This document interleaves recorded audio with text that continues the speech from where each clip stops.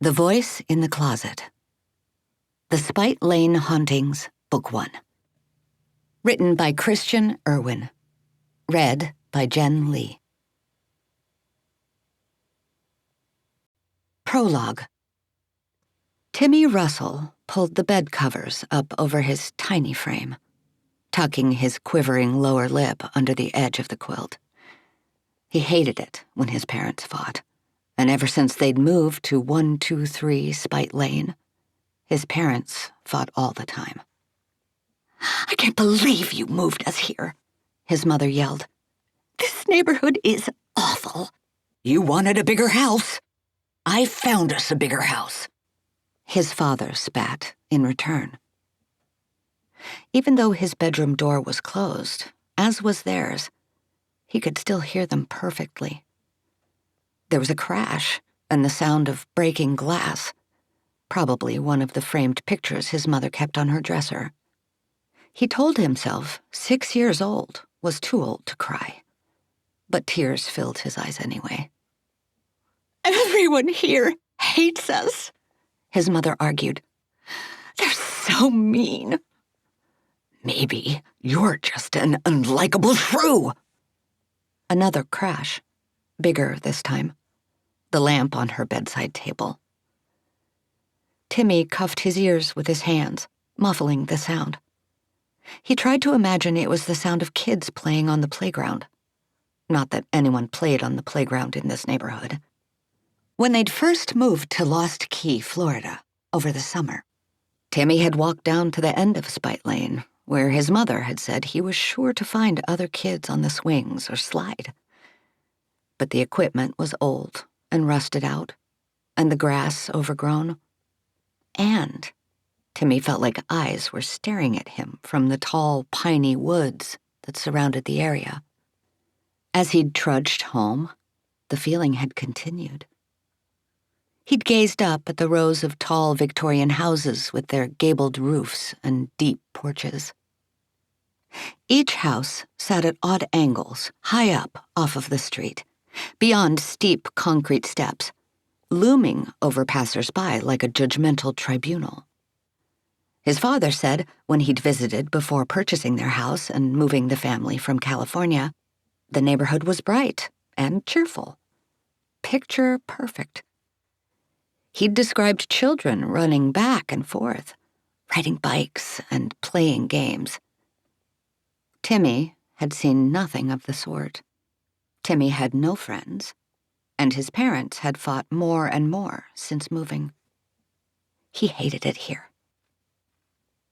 Slowly, he brought his hands down from his ears. Thank goodness, the fight seemed to have ended. But there was another noise, something unfamiliar. It wasn't coming from the direction of his parents' room. It was coming from up above. Timmy cocked his head on his pillow. Was that a meow?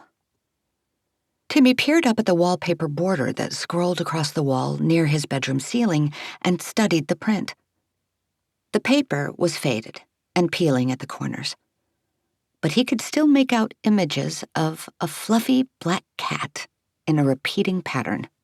In one panel, the cat sat prettily, its black fur framing its neck like a winter cowl. In another frame, it carefully cleaned its paw. It stretched. It yawned.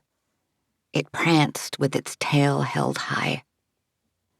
If Timmy stood in the center of the room and spun, the images of the cat would blur together and come to life like a movie on an old zoetrope. He heard it again, a mewling cry. It had to be coming from the cat. Timmy squinted in the dark at the wallpaper border. It wasn't possible, was it? The sound couldn't possibly be real. The image of the cat became clearer, and Timmy realized there was a harsh yellow light coming from under his closet door, gradually increasing in intensity, lighting up his room. He pushed himself up on his elbows and stared at the glow on the wood floor. A shadow flitted as something inside his closet moved. Timmy's belly tingled at the sight. He didn't like this feeling. It reminded him of how he felt when kids at school told him scary stories about his house at lunchtime. They said his neighborhood was haunted. The doorknob on his closet squealed slightly as it rotated, and the closet door began to open. Timmy whimpered, "Hello?" The door stopped midway. Timmy couldn't see inside, but he could hear someone, or something, breathing on the other side. "Mommy?" Timmy asked, but he knew it wasn't her. "Stay," a voice said breathily. It was the voice of a woman, gentle and kind. Something about the voice calmed him. It reminded him of his Aunt Trish, his mother's sister. In California, she had lived nearby. Whenever she babysat Timmy, she baked him oatmeal cookies. He could almost smell the cinnamon now. "Stay with me forever," the voice beckoned. Could it be Aunt Trish? Could she want him to move back to his old home? "Aunt Trish?" Timmy asked. "Stay here." It wasn't Aunt Trish. It couldn't be. The tickle in his belly turned cold. Who are you?" he stammered. "Stay."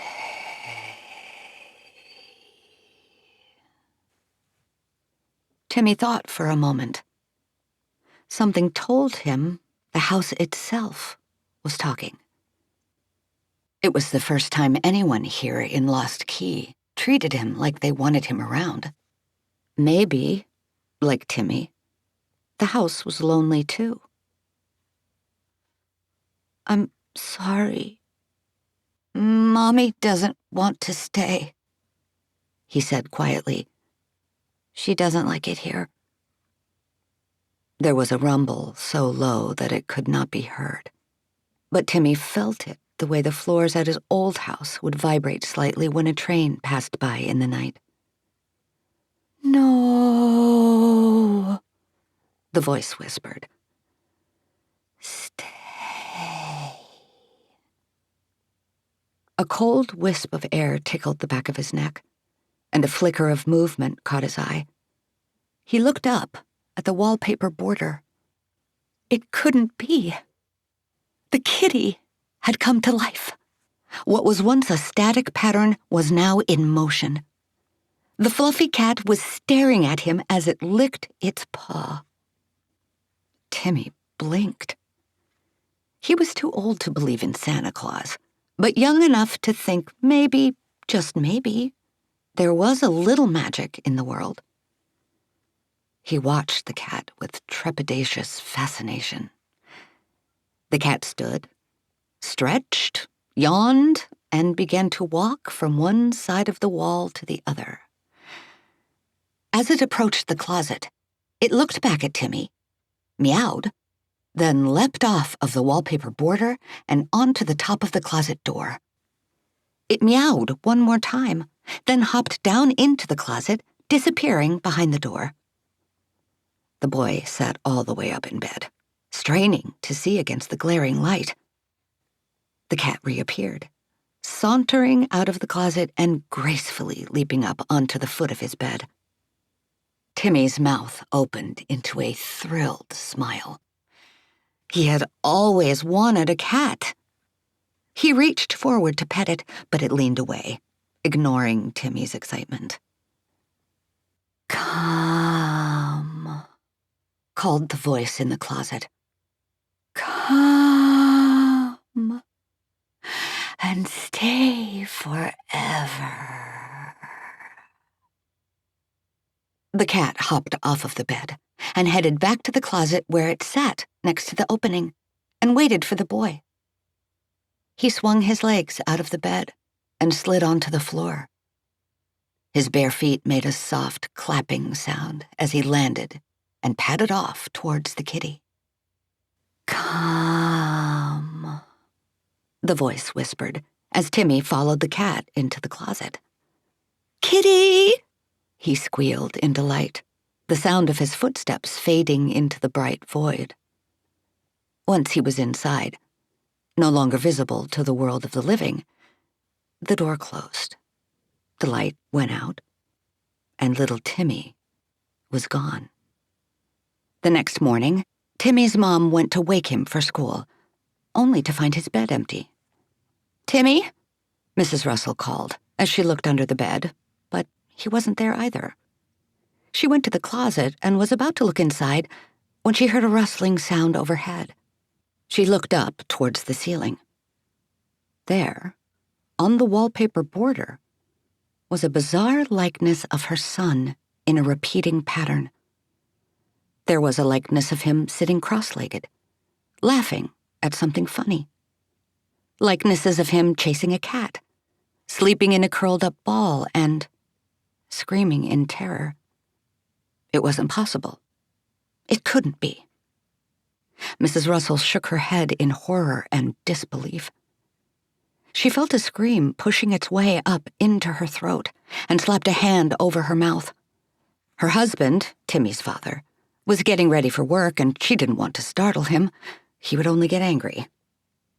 She backed up, slowly, keeping an eye on the wallpaper, trying to understand. When one of the likenesses of her son, the one where he was sitting and laughing, came to life. He turned his head to look at his mother and cocked his head.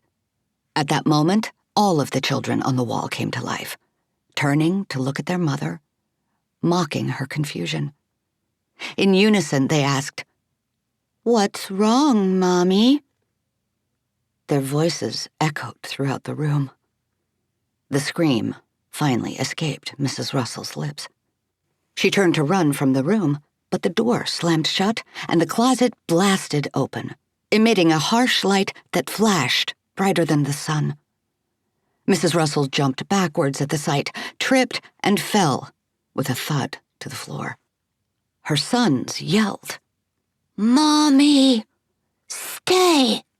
Their faces contorted in rage as they ran across the wall towards the closet. "Stay!" Before she could crawl away, she heard Timmy's padded footsteps. He ran out of the closet and jumped onto his mother's belly. She hugged him hard in relief. "Oh, Timmy, thank God," she exclaimed. But her relief was cut short when another Timmy appeared. He sped from the closet and grabbed her bicep and smiled at her with sharp little teeth. Another Timmy ran out and grabbed her ankle. Another and another. Carbon copies of her son kept showing up. Their teeth were sharp and their eyes black and dead. They grabbed her pant leg, her waistline, her hair. They pulled as they chanted, "Stay! Stay! Forever we stay! We promised not to go away." Mrs. Russell grasped at the floor, scraping the worn wood with her fingernails, but it was of no use. She disappeared into the strobing light. The closet door slammed shut, and the room fell silent, but only for a moment. As Mr. Russell entered the hallway, ready to go to work, he heard Timmy's voice call out from his room. "Daddy?" What on earth? He thought. Usually his wife took care of the kid in the morning. He went to Timmy's room to see what was going on, but he didn't see little Timmy or any sign of his wife. Just a strange black cat sitting in front of the closet and a yellow light glowing under the door. Mr. Russell never made it to work. A week later, a for sale sign appeared in the yard. 1. Purple and orange lights violently flashed on and off. Ghostly apparitions crawled across the dirty walls and ceiling, and a group of screaming girls ran frantically down a hall. 13-year-old Mabel Mandal held her phone up to her nose, watching the trailer for Torture Town, Pensacola's premier Halloween haunted house, with a mixture of revulsion and excitement. She couldn't wait to go. However, she and her friends faced a few challenges. For one, the tickets were an insane $65 apiece. More importantly, visitors had to be 16 or older to enter. Mabel wasn't sure she and her friends could pass, but she was willing to take on however much makeup it took to try. A text bubble appeared from her best friend, Archer Abel, partially blocking the Torture Town trailer. "So we need 65? Girl, that's a ton of $sign. Mabel replied. "Actually, we need more than that. How much do fake IDs cost?" "WTF. IDK?" Mabel sighed, opened an incognito window on her phone and searched the phrase, "how to get a fake ID." Just then, the door to the bedroom burst open and an angry woman stormed in. It was Mrs. Grace, Mabel's neighbor and employer. She scowled at Mabel as she scooped baby Ben off of the floor where he sat wailing so hard. His face was deep, dark red, and drool flowed like a waterfall down his chin. Mabel had been so absorbed in her phone, she'd practically forgotten she was babysitting. How long had Ben been freaking out like that? Mabel hastily shoved her phone in her back pocket and popped up from her spot on the floor. "Hi, Mrs. Grace. Has it been an hour already?" She feigned clueless innocence, tucking a lock of silky black hair behind one ear. Mrs. Grace wasn't buying it. Mabel understood that it was her job to keep Ben happy, but whatever. Nothing made Ben happy. Mabel had rocked him and danced for him and jiggled his toys in front of him. But the kid could easily hear his concert pianist mother practicing down the hall. There was no way to keep him calm when he knew his mom was a few steps away and would come running if he just cried long and loud enough. To prove the point, as soon as Mrs. Grace had Ben in her arms, the child quieted. He wrapped one chubby hand around his mother's shirt collar, stuffed his other hand in his mouth, and cooed softly. Mrs. Grace sighed. "I couldn't concentrate with all the crying." She pulled a wad of cash out of her pocket and shoved it into Mabel's hand. "Here, just take it and go home." "Cool," Mabel said, cluelessly taking the money. She went to the door, then turned back. "See you Thursday?" "I'll let you know," Mrs. Grace snapped, her voice cracking with tightly bottled frustration. Mabel shrugged and left, walking through the house, out the front door and across the street to her own home. She stopped in front of the dilapidated 2-story rental property to check their mailbox. No surprise. Her mother hadn't checked it in days, so it was stuffed to the brim with mail. Mabel rifled through the junk. Plenty of bills and some coupons, but none for Torture Town. It figured.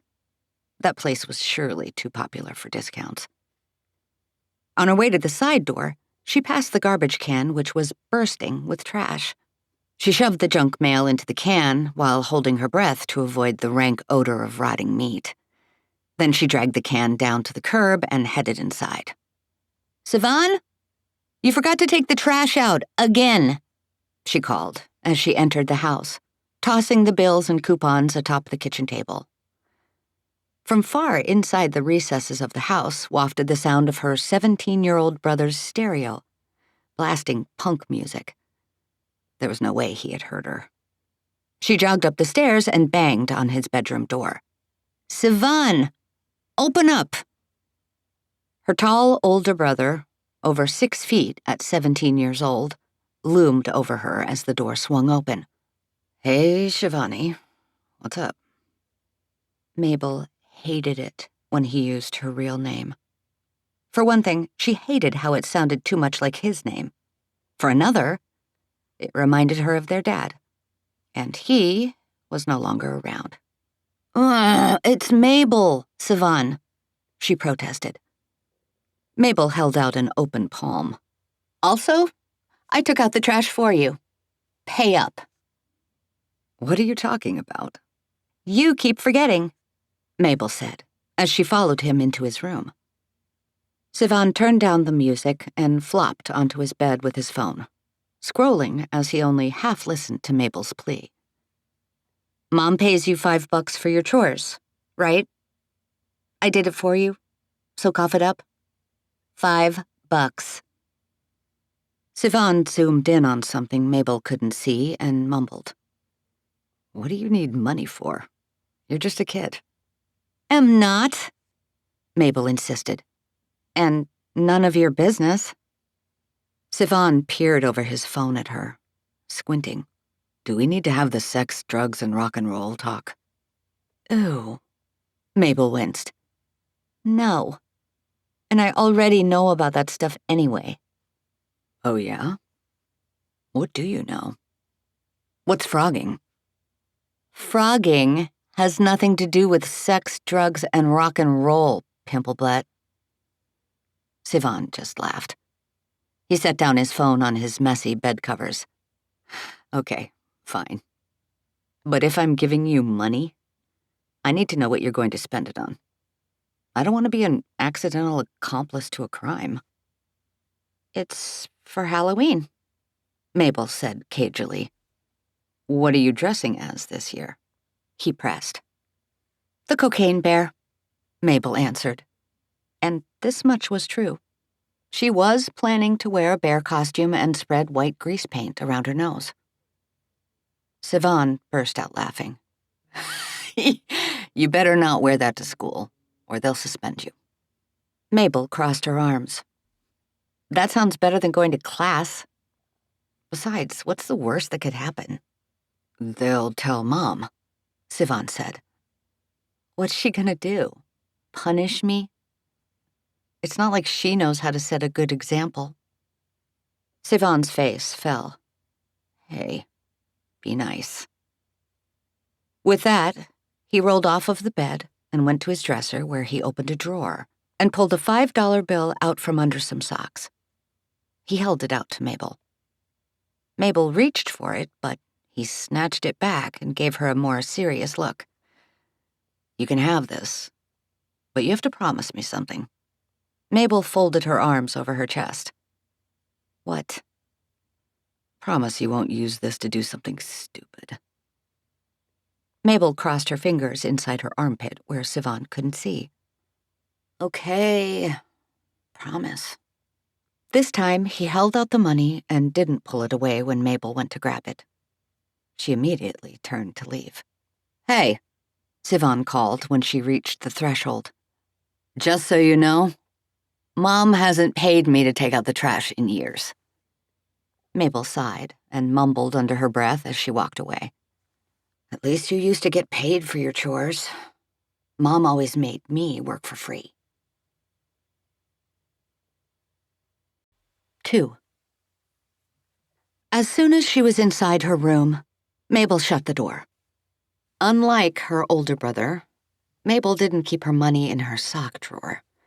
She didn't even have a sock drawer. It was more like she had a clothes shelf. When her dresser had broken years earlier, her mother had never replaced it. Mabel guessed this was because large pieces of furniture were difficult for her mother to steal. When Katie Mandal had brought home a plastic-wrapped package of foldable cloth storage boxes, Mabel assumed her mother had lifted them off of the shelves at Target. Or maybe she'd ordered them online and then issued a chargeback on her credit card, a trick she demonstrated to Mabel when she was just 5 years old. Mabel thought about her mother's kleptomania every time she used the boxes, and she didn't like to think about it, so she tossed things in the boxes she rarely needed and kept her clean clothes on a bookshelf instead. Because her mother had a problem with taking things that weren't hers, Mabel kept her money in the safest place she could think of, the false bottom of an empty piggy bank. Mabel had figured out this one simple trick thanks to the help of her friend, Fernanda. That girl was always coming up with clever inventions. Mabel popped the false bottom off of the smiling pig and pulled out a wad of cash. She added the $5 from Sivan and $10 from Mrs. Grace to a bundle of ones. She had $42 total. Mabel was scheduled to watch Baby Ben every Tuesday and Thursday. That was 3 $10 sessions left before Halloween, so $30 plus 42. It would be enough for one ticket to Torture Town with $7 left over. Mabel folded up the money and placed it back in the piggy bank's false bottom. Then she whipped her phone out of her back pocket and started over where she'd left off. There was no set amount for the cost of a fake driver's license, but from what Mabel could gather, she could expect to spend around $100. She whistled. That was 10 hours worth of babysitting gigs. Mabel turned off her phone and set it on her bookshelf. 10 hours. Maybe Mabel could convince Mrs. Grace to take her wife on a very long date night? And what about her friends? Mabel's friend group consisted of Archer Abel, Fernanda Flores, and Suki Sato. None of them was rich. She wondered if they would have enough money to go. If not, Mabel was determined to help them out any way she could. Mabel burst out of her room, set to cross the street, and ask Mrs. Grace for more jobs, or at least a few referrals, when she stopped in her tracks halfway down the stairs and pulled back, hiding in the shadows. At the bottom of the stairs, Sivan stood in the front doorway, his body blocking the person standing outside. Mabel recognized the voice. It was Mrs. Grace. And she didn't sound happy. "Tell your mom I'm sorry," Mrs. Grace was saying. "But I just can't have Mabel over to sit Ben anymore. She isn't cut out for childcare." "I understand," Sivan said. "I know your family has fallen on hard times since your father passed," Mrs. Grace continued. "Arjun was such a wonderful man. It's just awful what happened. And Sarah and I want to help. We really do. But it's okay," Sivan insisted, cutting her off.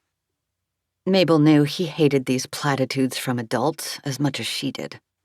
"I'll let my mom know." "Tell Katie I said hello, and if she needs anything..." "I will." "How about you take this?" Mabel couldn't see what Mrs. Grace was offering, but she knew. It was food and money. "It's okay. Really," Sivan argued. "We're fine, Mrs. Grace. You don't have to keep bringing us things." "It's no big deal, and I made extra."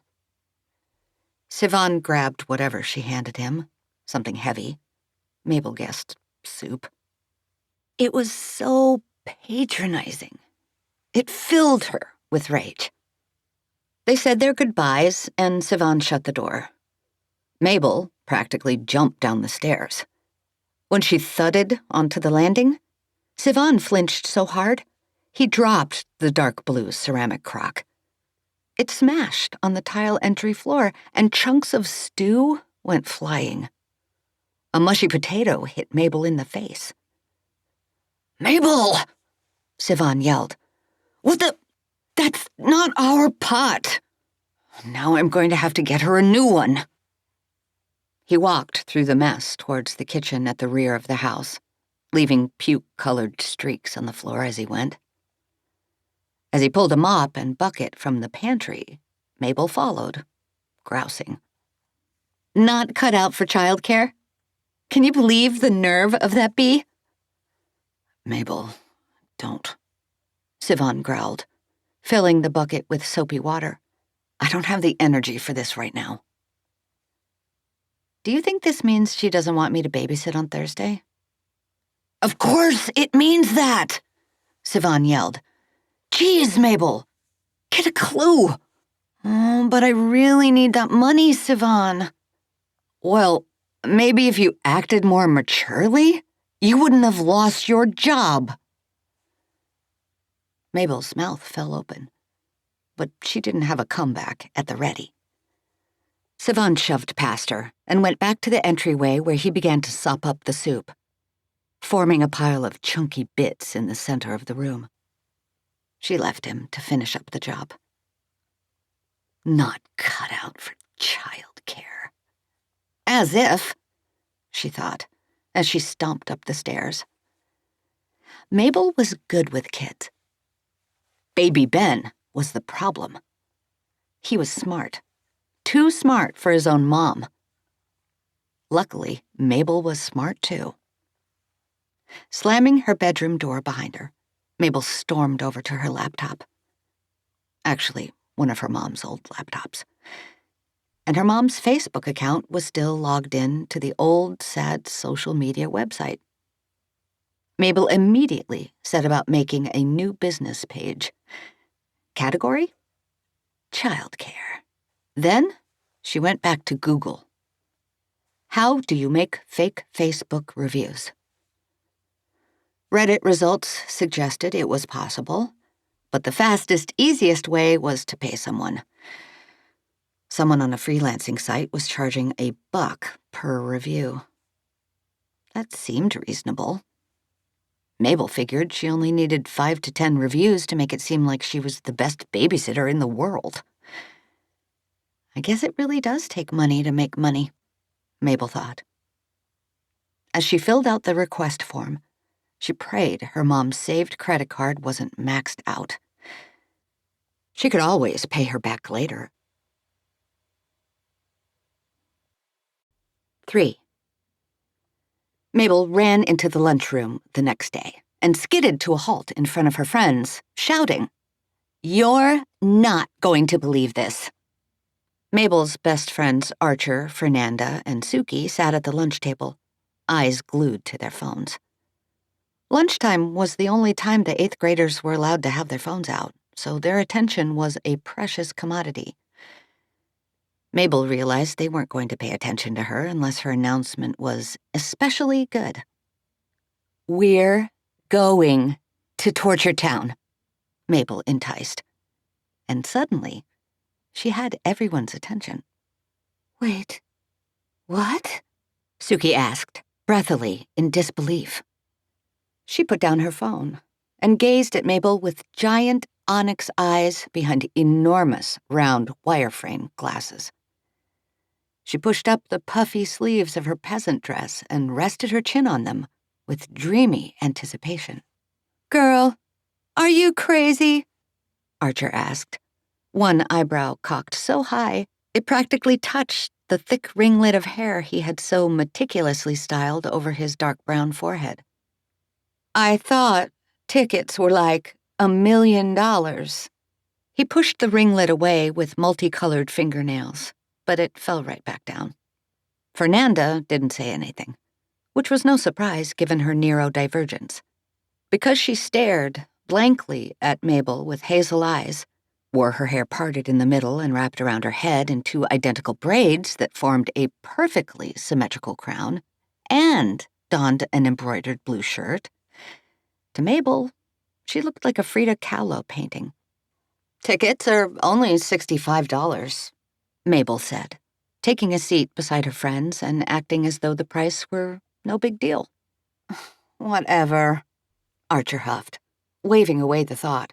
"Can't afford it either way." He turned a dramatic shoulder to Mabel and gave Suki an eye roll, like, "Can you believe Mabel?" Mabel opened her lunchbox, pulled out her tiffin, and unlocked the metal compartments as she continued to explain. "I got a job, and it pays good. Really good.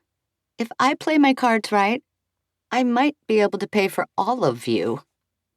Suki fiddled with the chunky wooden bracelets wrapped around her wrists. "Okay, I'll bite. What job. Mabel gave her a sly grin as she pulled a lid from one of her containers, allowing the aroma of cinnamon and anise to escape.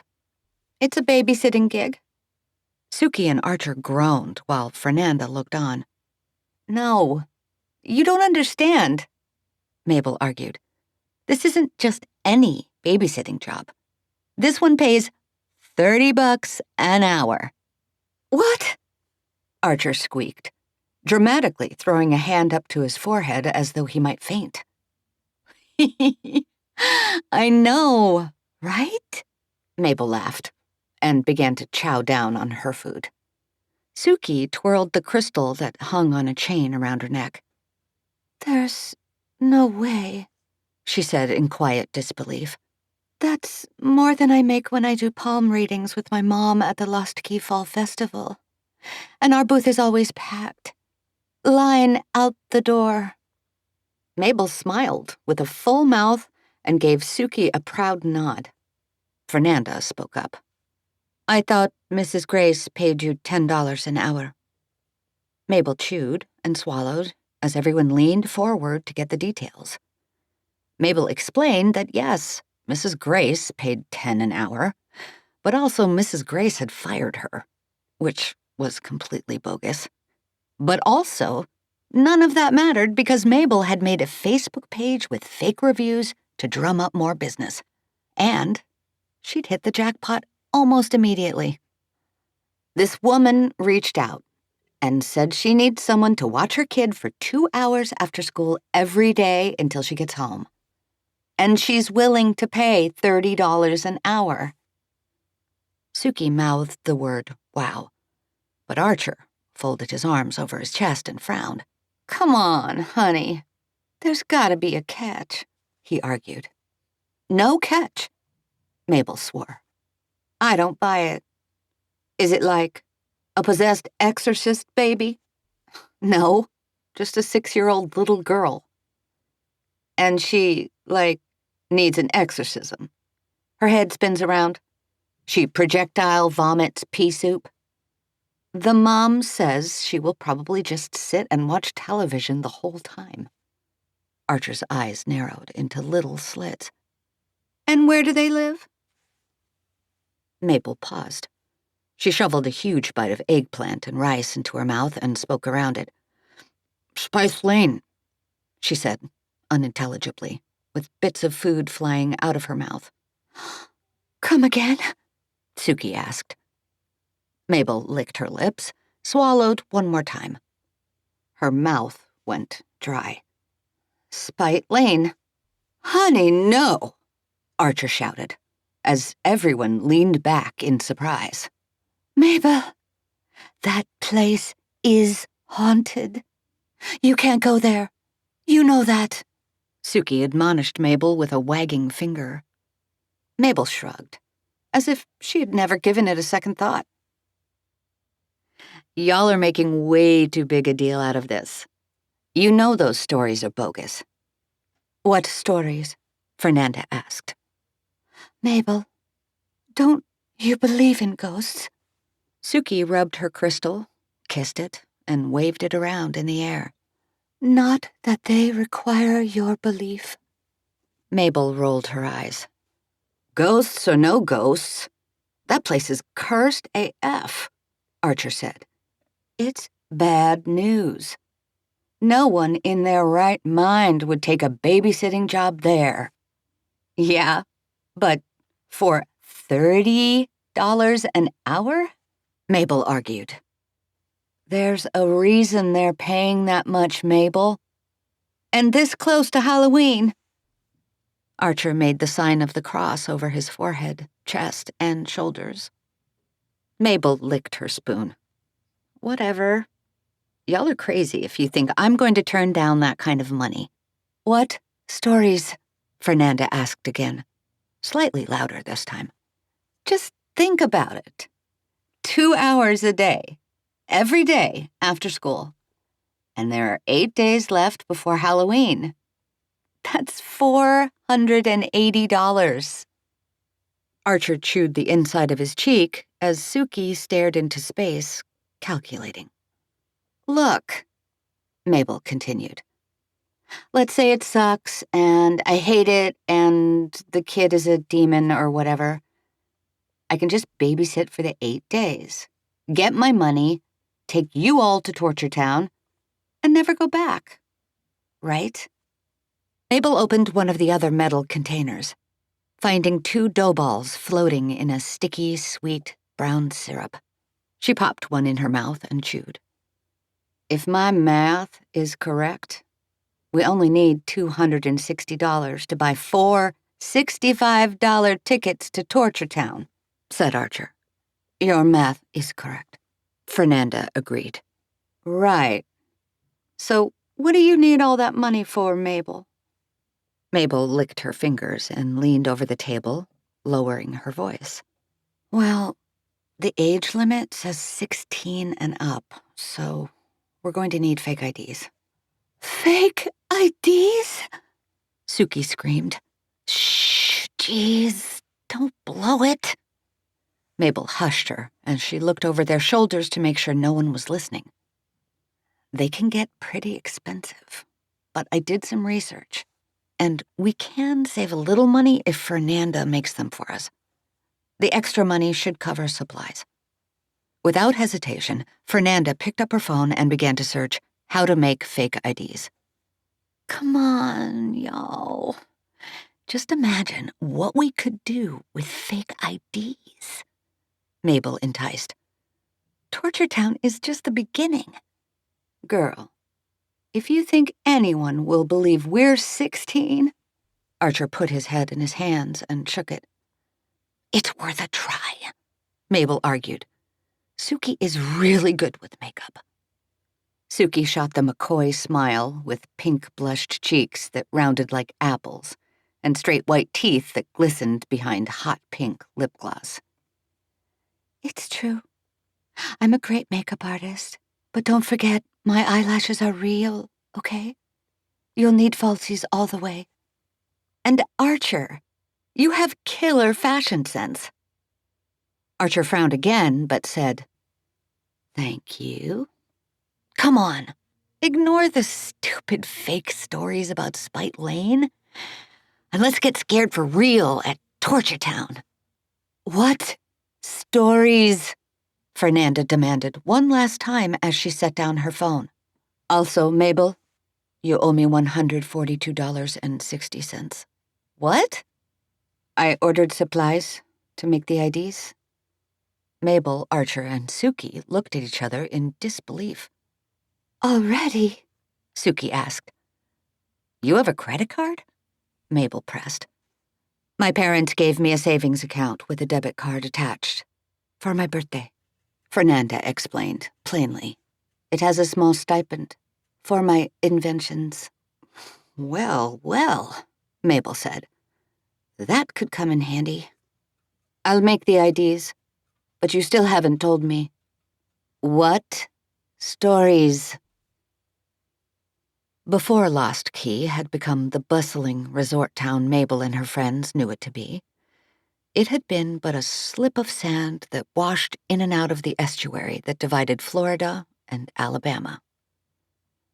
In the early part of the 20th century, 100 years before Mabel and her friends were born, few people dared build homes on that fickle ground.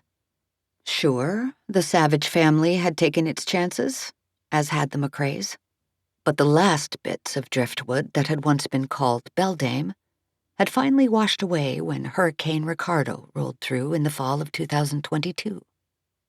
No architecture was left of that era, except for a single strip of Victorian homes built by a developer named Gabriel Spitzer.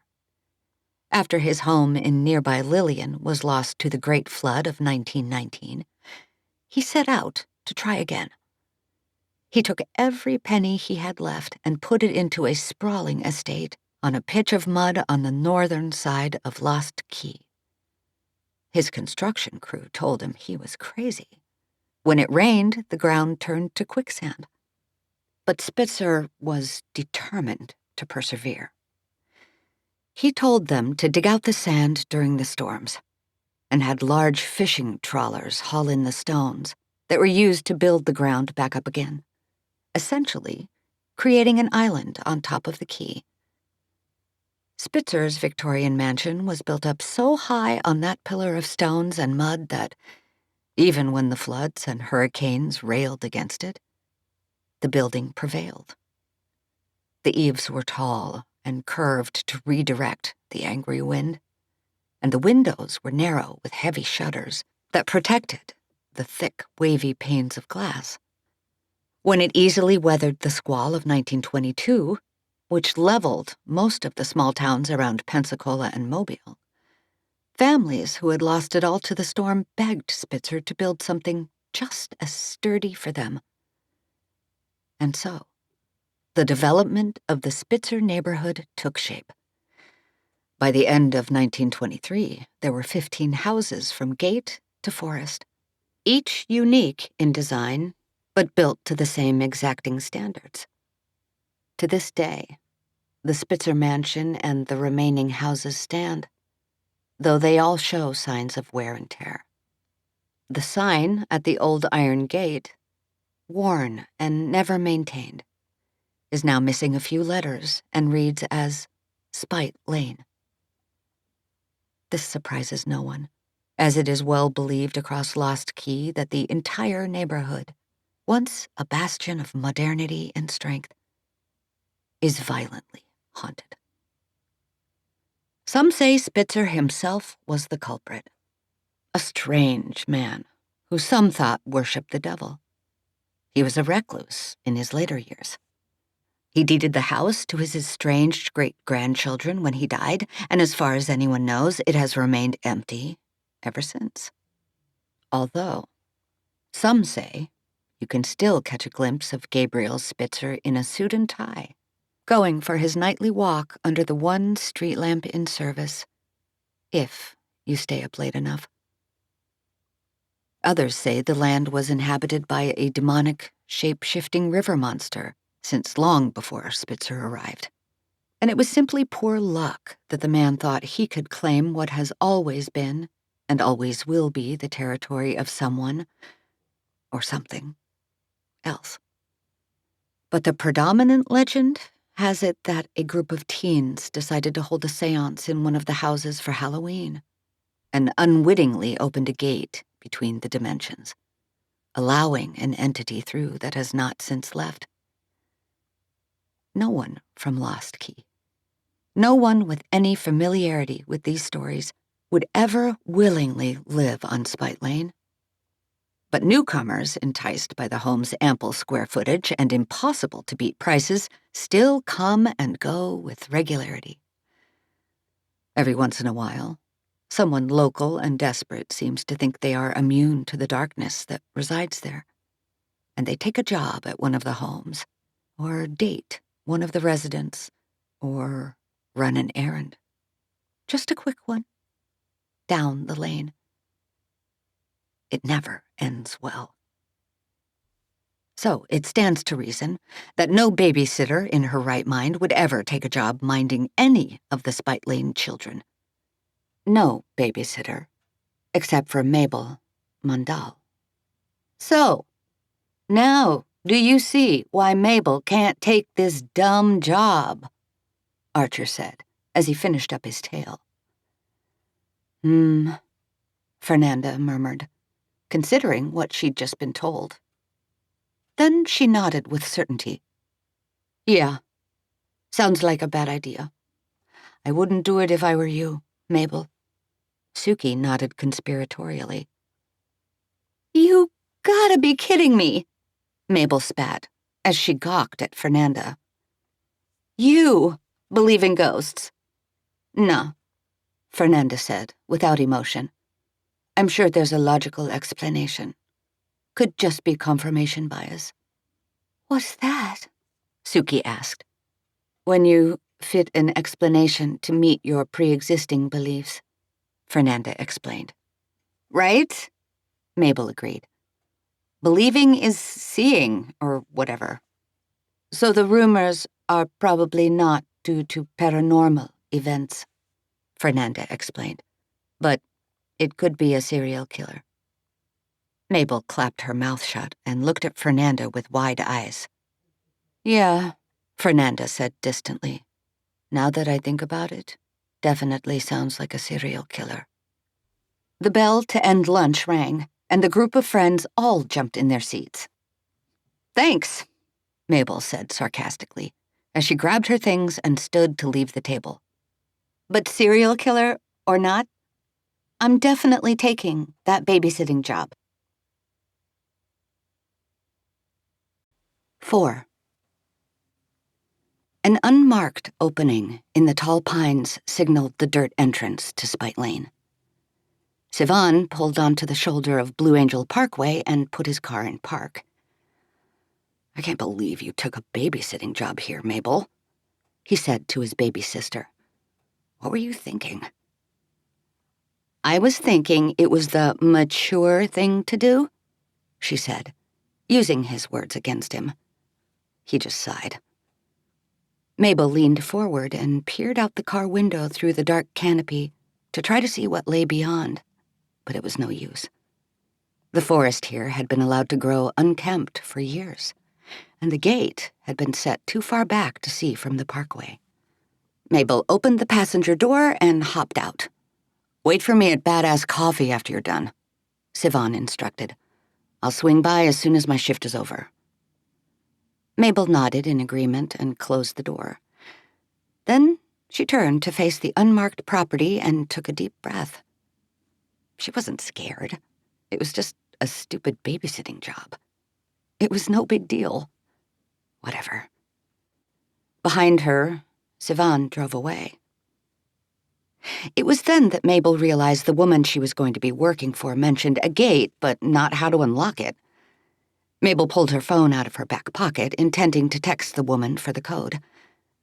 But as she approached the wood and iron structure, she realized there was no need. The gate was open and in obvious disrepair. It likely hadn't closed in years. Studying it, Mabel wondered if it had ever worked properly. The proportions of the thing made no sense. It was taller on one side than the other, and broken lampposts jutted out awkwardly, as though they had sunk unevenly into the ground. Mabel thought it was odd, given so much of the lore of the place was based on how sturdy everything had been built. Beyond the gate, the dark tunnel of pines opened into a sprawling field, littered with storybook houses built on sharply crested mounds. It was nothing like what Mabel had expected. Spite Lane wasn't exactly a lane. It was more like a winding path on a Candyland board. The street curved back and forth so that the houses faced all angles, some with the rear facing another's front door. None of the homes had a proper yard. Few had a fence, and the fences that existed were all broken. Accentuating the odd layout of the neighborhood were the houses themselves. Mabel had heard them called Victorian, but this term must have been used loosely, as the homes were all so unique. They each shared the tall, curved gables, the narrow turrets, and the deep, wraparound porches of the Spitzer mansions. But otherwise, the homes shared few architectural details. One had ornately carved wooden window frames.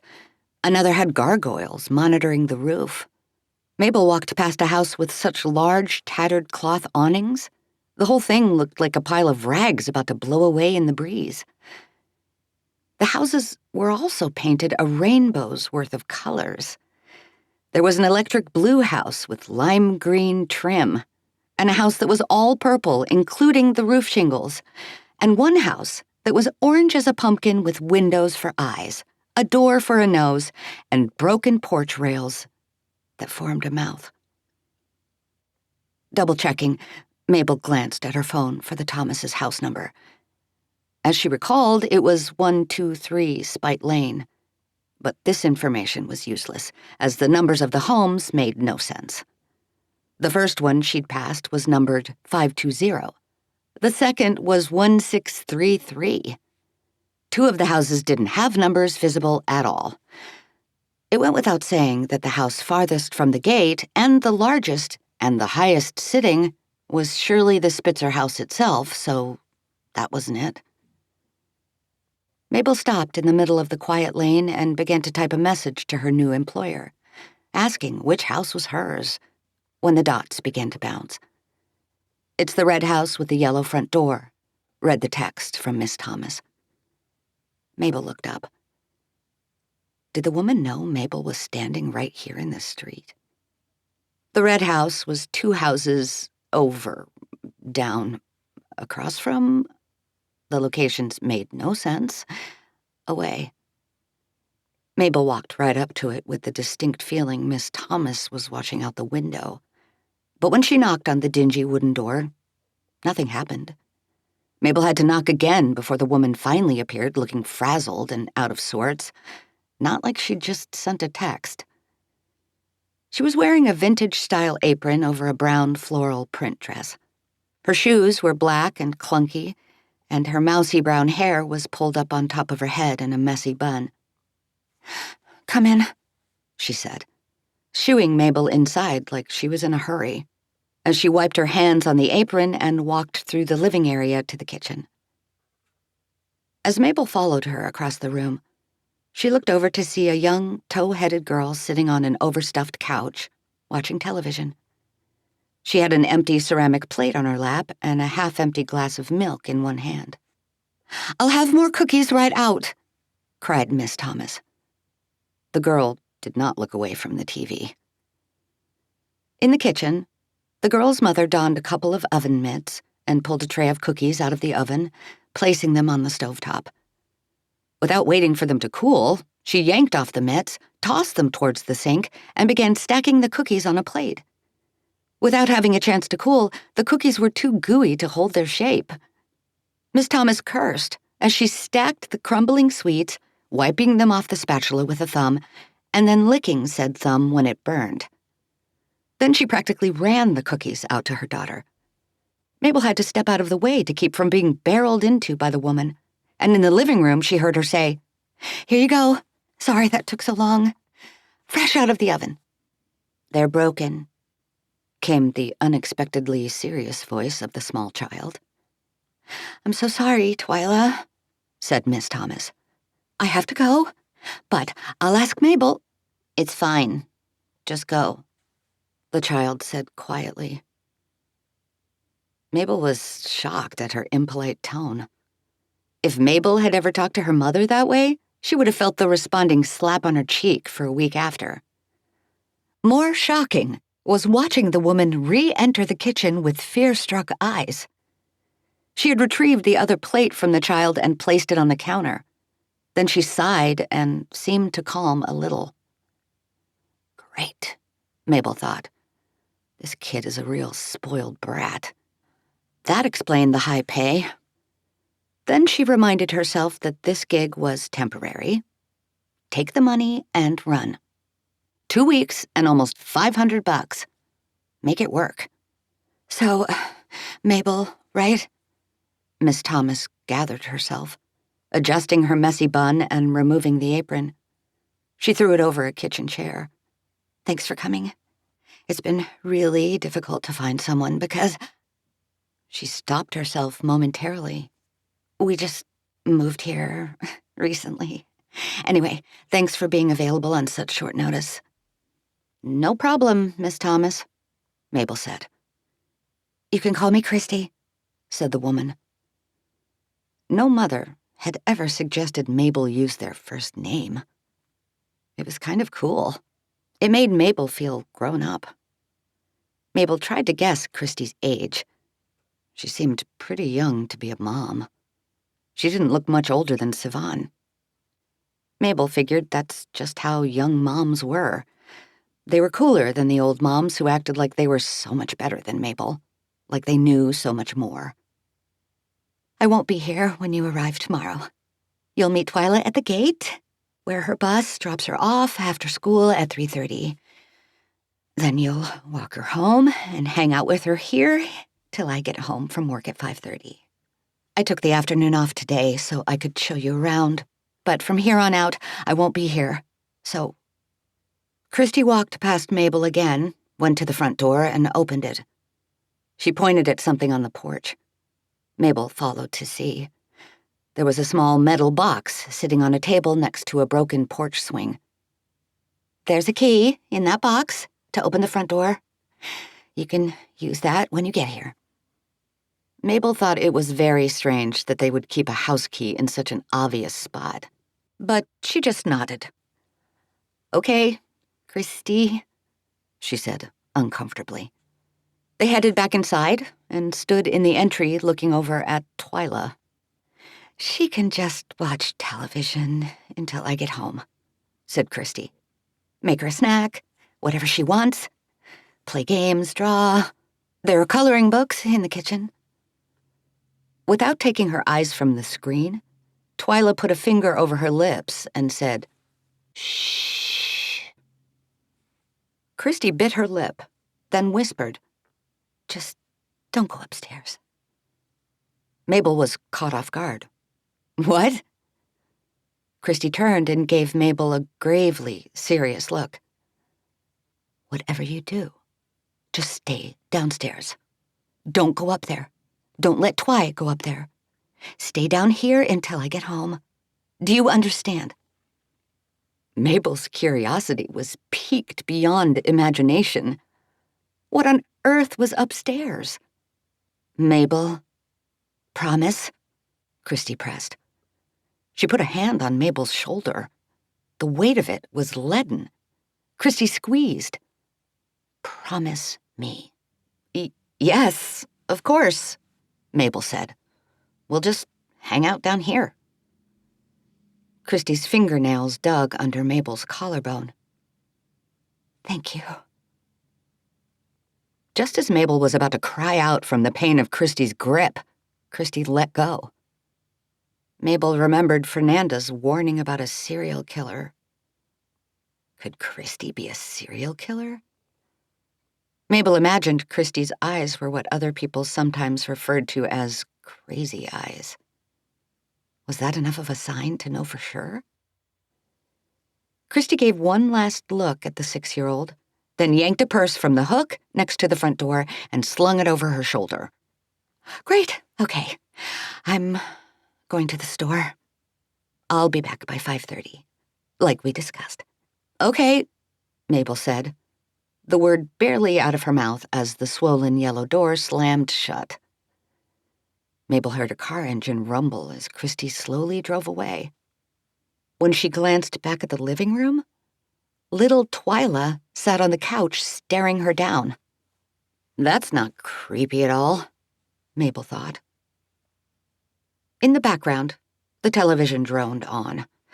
A commercial Mabel had never seen advertised, "A cool, new toy." It had been a minute since Mabel had played with toys. This one didn't look like something she would have ever owned or been interested in. It was an animatronic train with a face.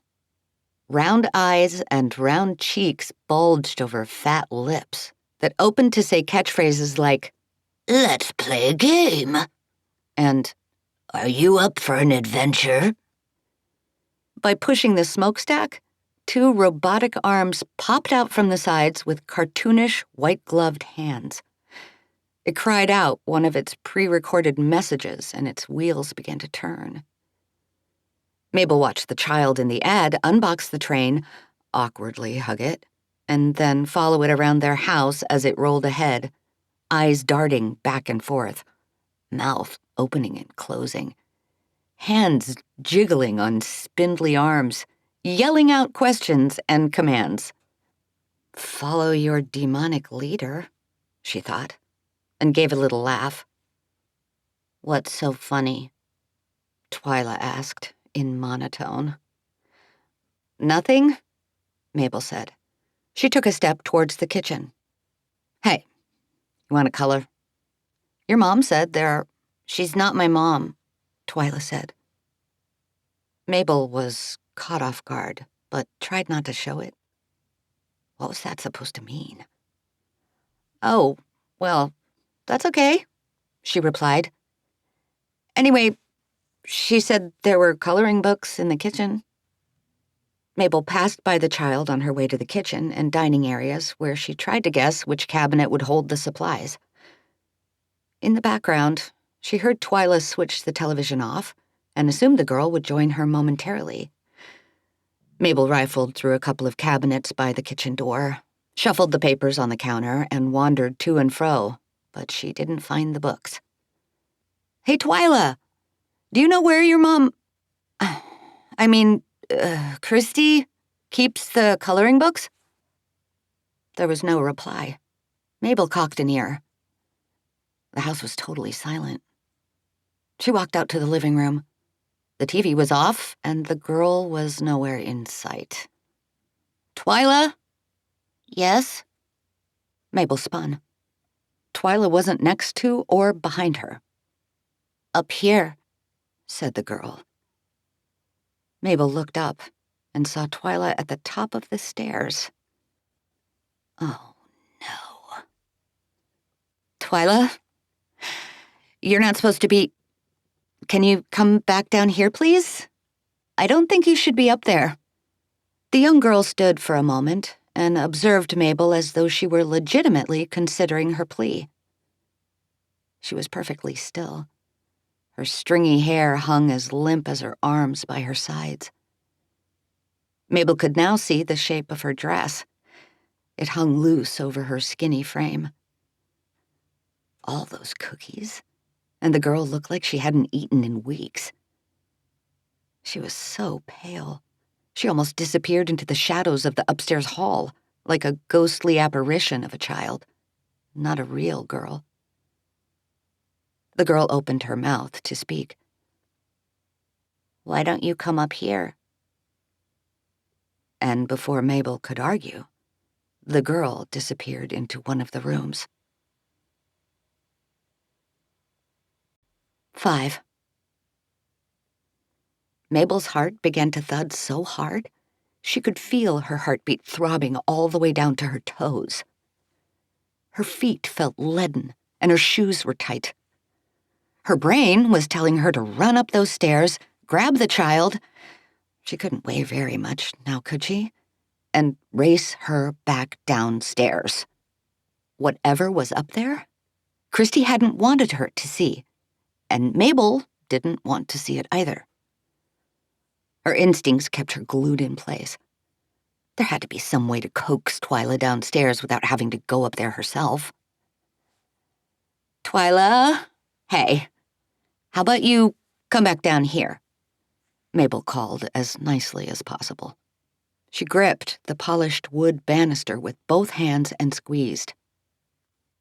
"Twyla? Twy?" No answer. "There are more cookies," she coaxed. "We can watch TV together." Silence. "Twyla, I need you to come back downstairs. Upstairs is off limits, okay? I'll play any game you want. Come on, anything you say, just come down." Mabel knew it would be of no use. She had seen how this kid treated Christy. She was obviously used to getting her way. There would be no asking nicely. Oh, what a disaster.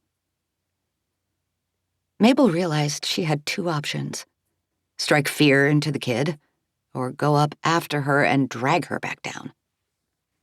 "Twyla, I'm going to need you to come back down here right this instant," she shouted.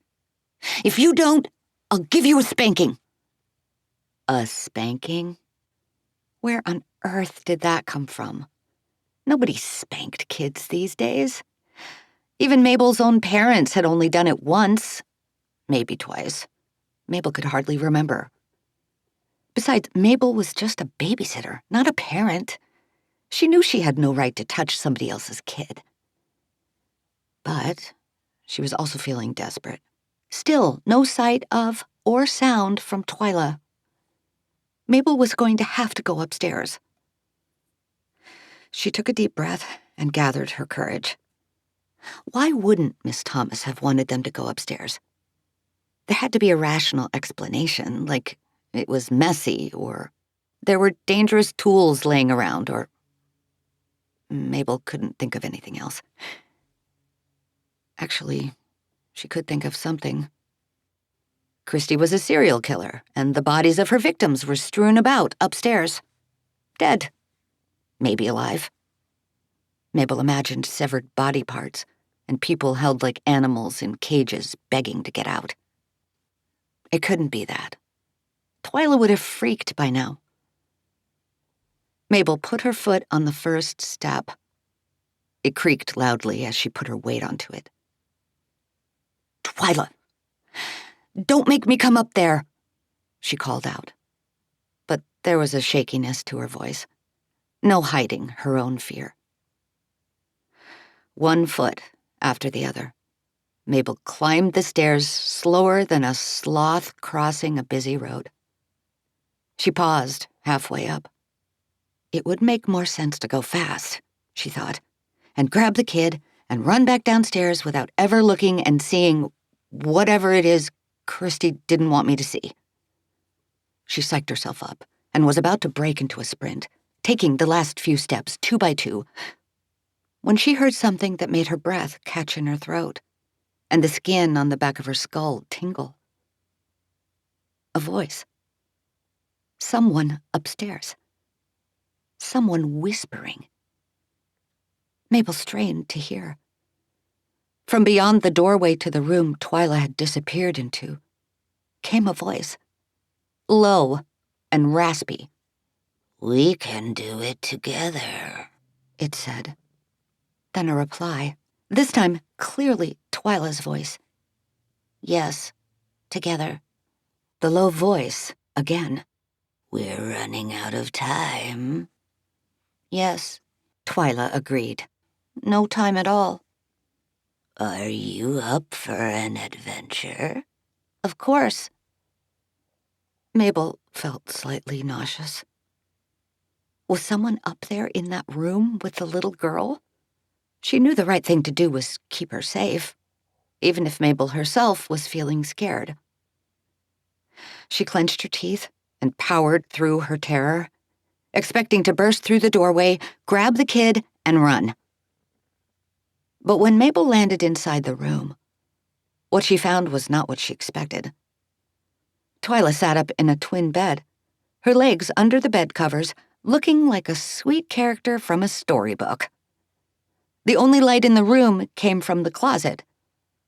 The closet door was half closed, casting a beam on the foot of Twyla's bed, where a train toy sat facing her, speaking its characteristic catchphrases.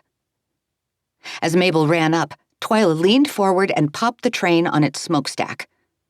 She turned and looked at Mabel as the toy said, "Let's play a game." The batteries must have been low, for the thing sounded odd, its recording gravelly and garbled. Mabel sighed. It was just a toy, that was all. Not a person. She looked around the room. No body parts, no cages, no one but Twyla and the toy.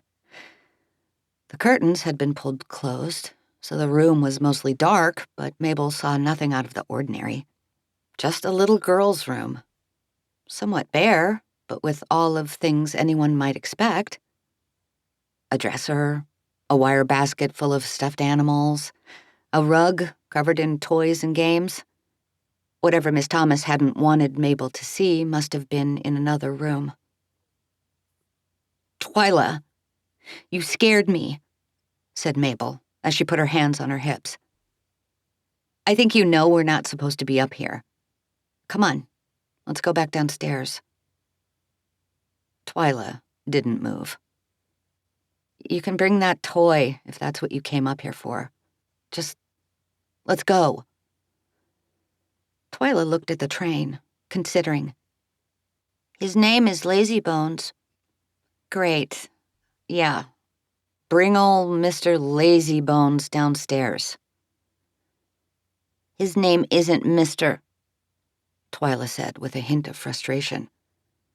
"He likes it when I call him Bones." She grinned at the toy. "Yeah, Cool. Whatever. Just come on now. Twyla picked up the toy and held him in her arms, stared lovingly into his face. Mabel's eyes, on the other hand, wandered around the room and up the wall and eventually landed on the wallpaper border that sat against the ceiling. She had to do a double take when she realized what was printed on the faded paper. The wallpaper border was designed in panels that repeated over and over. A sequence of scenes featuring a middle-aged man doing inexplicable things. In one scene, he was crawling on all fours. In another, he was running while looking over his shoulder. He was on his knees, begging at the sky. He held his face in his hands in despair. In every scene, he looked scared out of his mind. What the heck? Mabel stopped herself before cursing in front of the child. What? Twyla asked, curious. That's messed up, Mabel said, pointing to the wallpaper. Doesn't that creep you out? The girl shrugged. I kinda like it. Seriously? Twyla giggled as she slid out of bed, the train toy still in her arms. We can go downstairs. I want more cookies. Mabel sighed. Finally. She went towards the closet door, intending to turn the light off, when the girl shrieked. No! She screamed. I want it on! Keep the light on! Mabel stopped in her tracks. Fine, Mabel said. Jeez. As if in response, the light inside the closet flickered. Needs a new bulb, Mabel thought, but she didn't investigate. Without ever looking inside, Mabel followed Twyla down the stairs. 6. So, then what happened? Archer asked, as he leaned across the table, hanging on Mabel's every word despite the clamor of the middle school lunchroom around them. That was it, Mabel answered. She unlocked her tiffin and inhaled the aroma of curry with chickpeas, Sivan's specialty. We ate cookies and watched some cartoons, and then I walked down to a coffee shop where I waited for Sivan to pick me up. Mabel stirred the curry, half wondering what she was going to do when he eventually moved out and went to college. Maybe he could teach her how to cook. You're not going back, are you? Archer asked. Of course I am, Mabel said, rolling her eyes and taking a bite of her food. Suki gasped. Don't do it. I asked the cards last night about your babysitting job, and I pulled the Knight of Swords. I don't know what that means, Mabel said, around cheeks stuffed full of rice and curry. It means you're in danger, obviously, Suki whined, as though Mabel was being dense on purpose. You're playing with fire, girl. Tisk, tisk, tisk. The bangles around Suki's wrists clinked as she waved her finger back and forth. I agree with Suki, Archer said. You don't need tarot to tell you the obvious. Something bad is going on in that house. He tugged on his starched purple shirt sleeves with an air of authority. Archer liked to dress up like a fashionable morning show host, and Mabel agreed that he would be famous someday. It's not like anything weird happened, Mabel argued. I went upstairs, and it was just a regular upstairs. No dead bodies anywhere. I don't even know what Christy, that's what she said I should call her, was so worried about. Mabel left out the part about the strange wallpaper border. That, she figured, was just a weird, decorative choice. Did you look in every room upstairs? Archer countered. No, but that's not the point.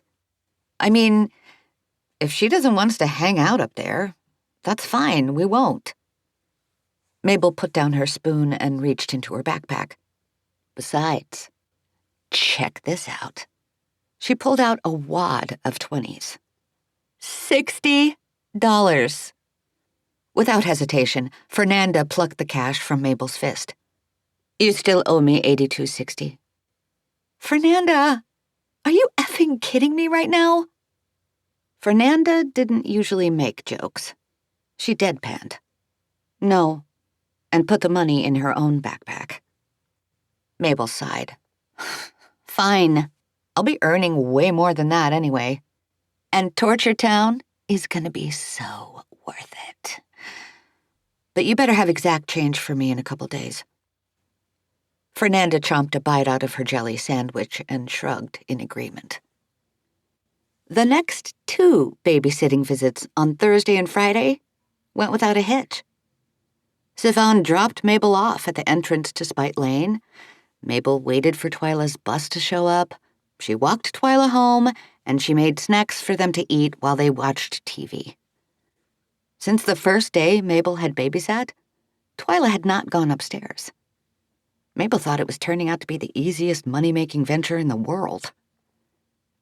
As they watched cartoons, Twyla kept her toy train, Bones, on the coffee table in front of the couch, where he stared ominously at Mabel.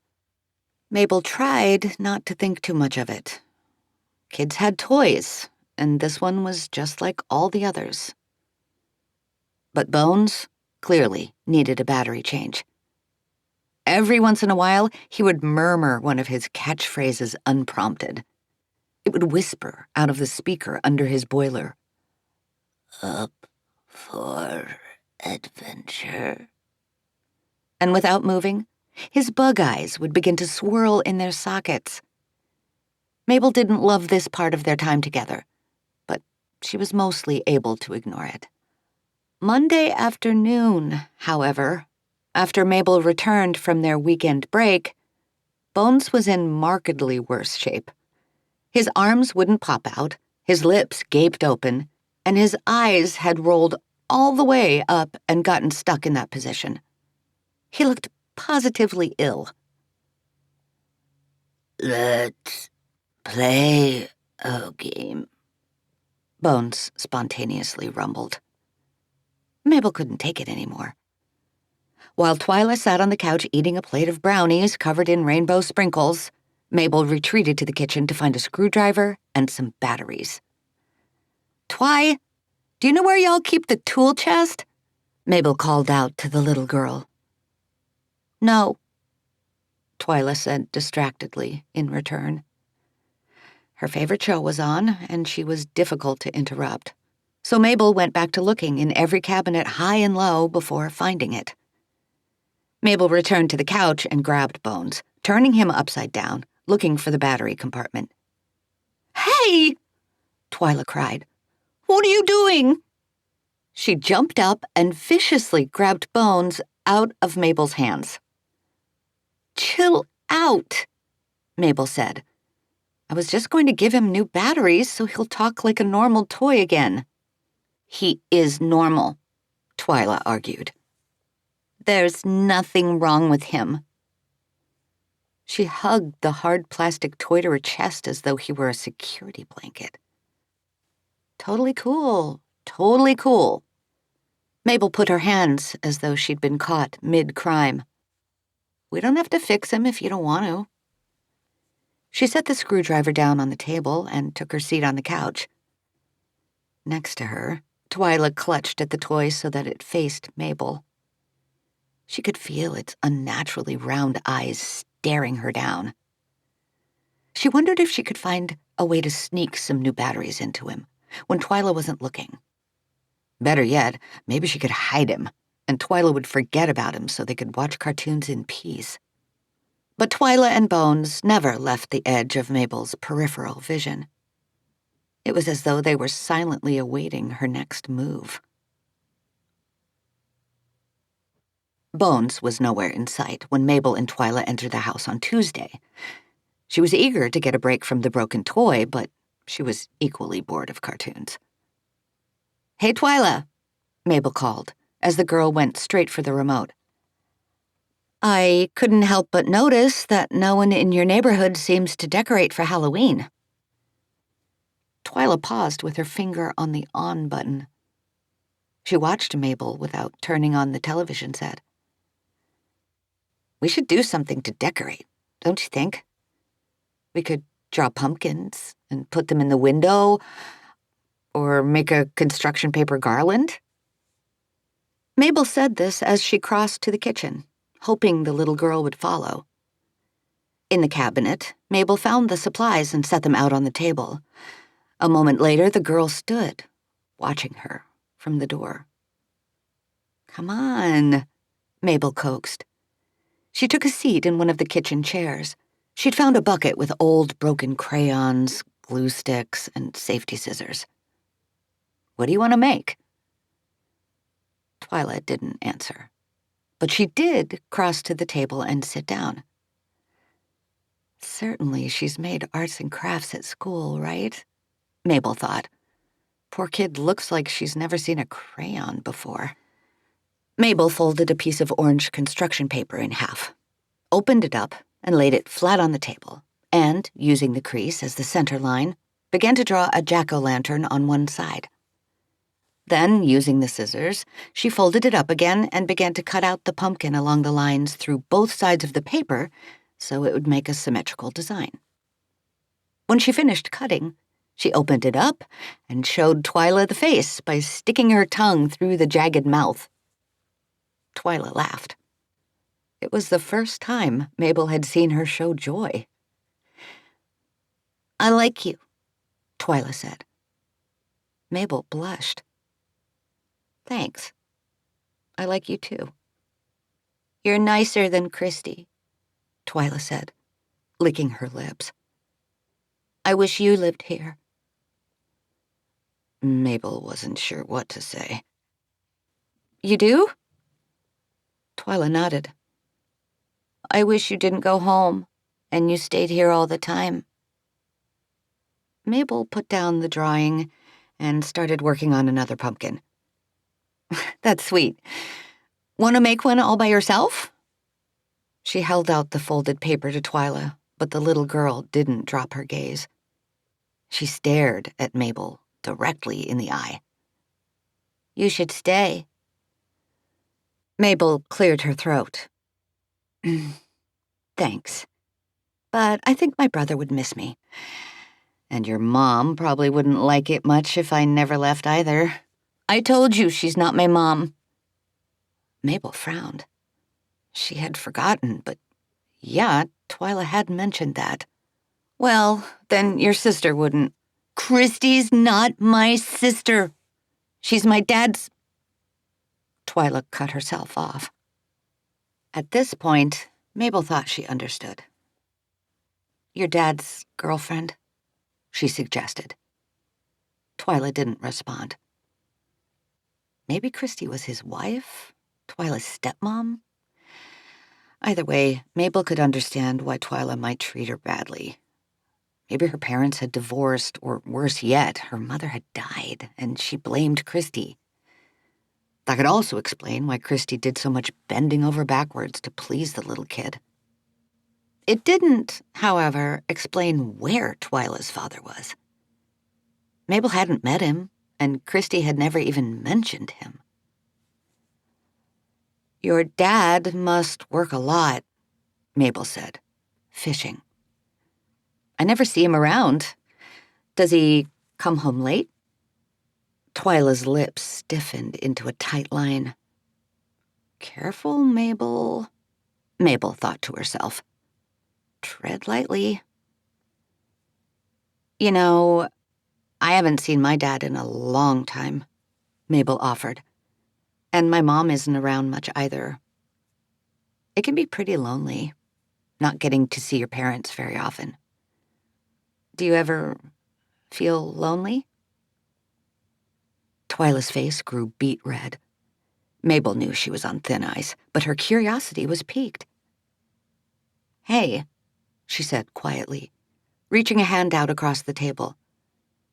"We don't have to talk about it if you don't want to, okay? But if you ever want to talk, I'm here."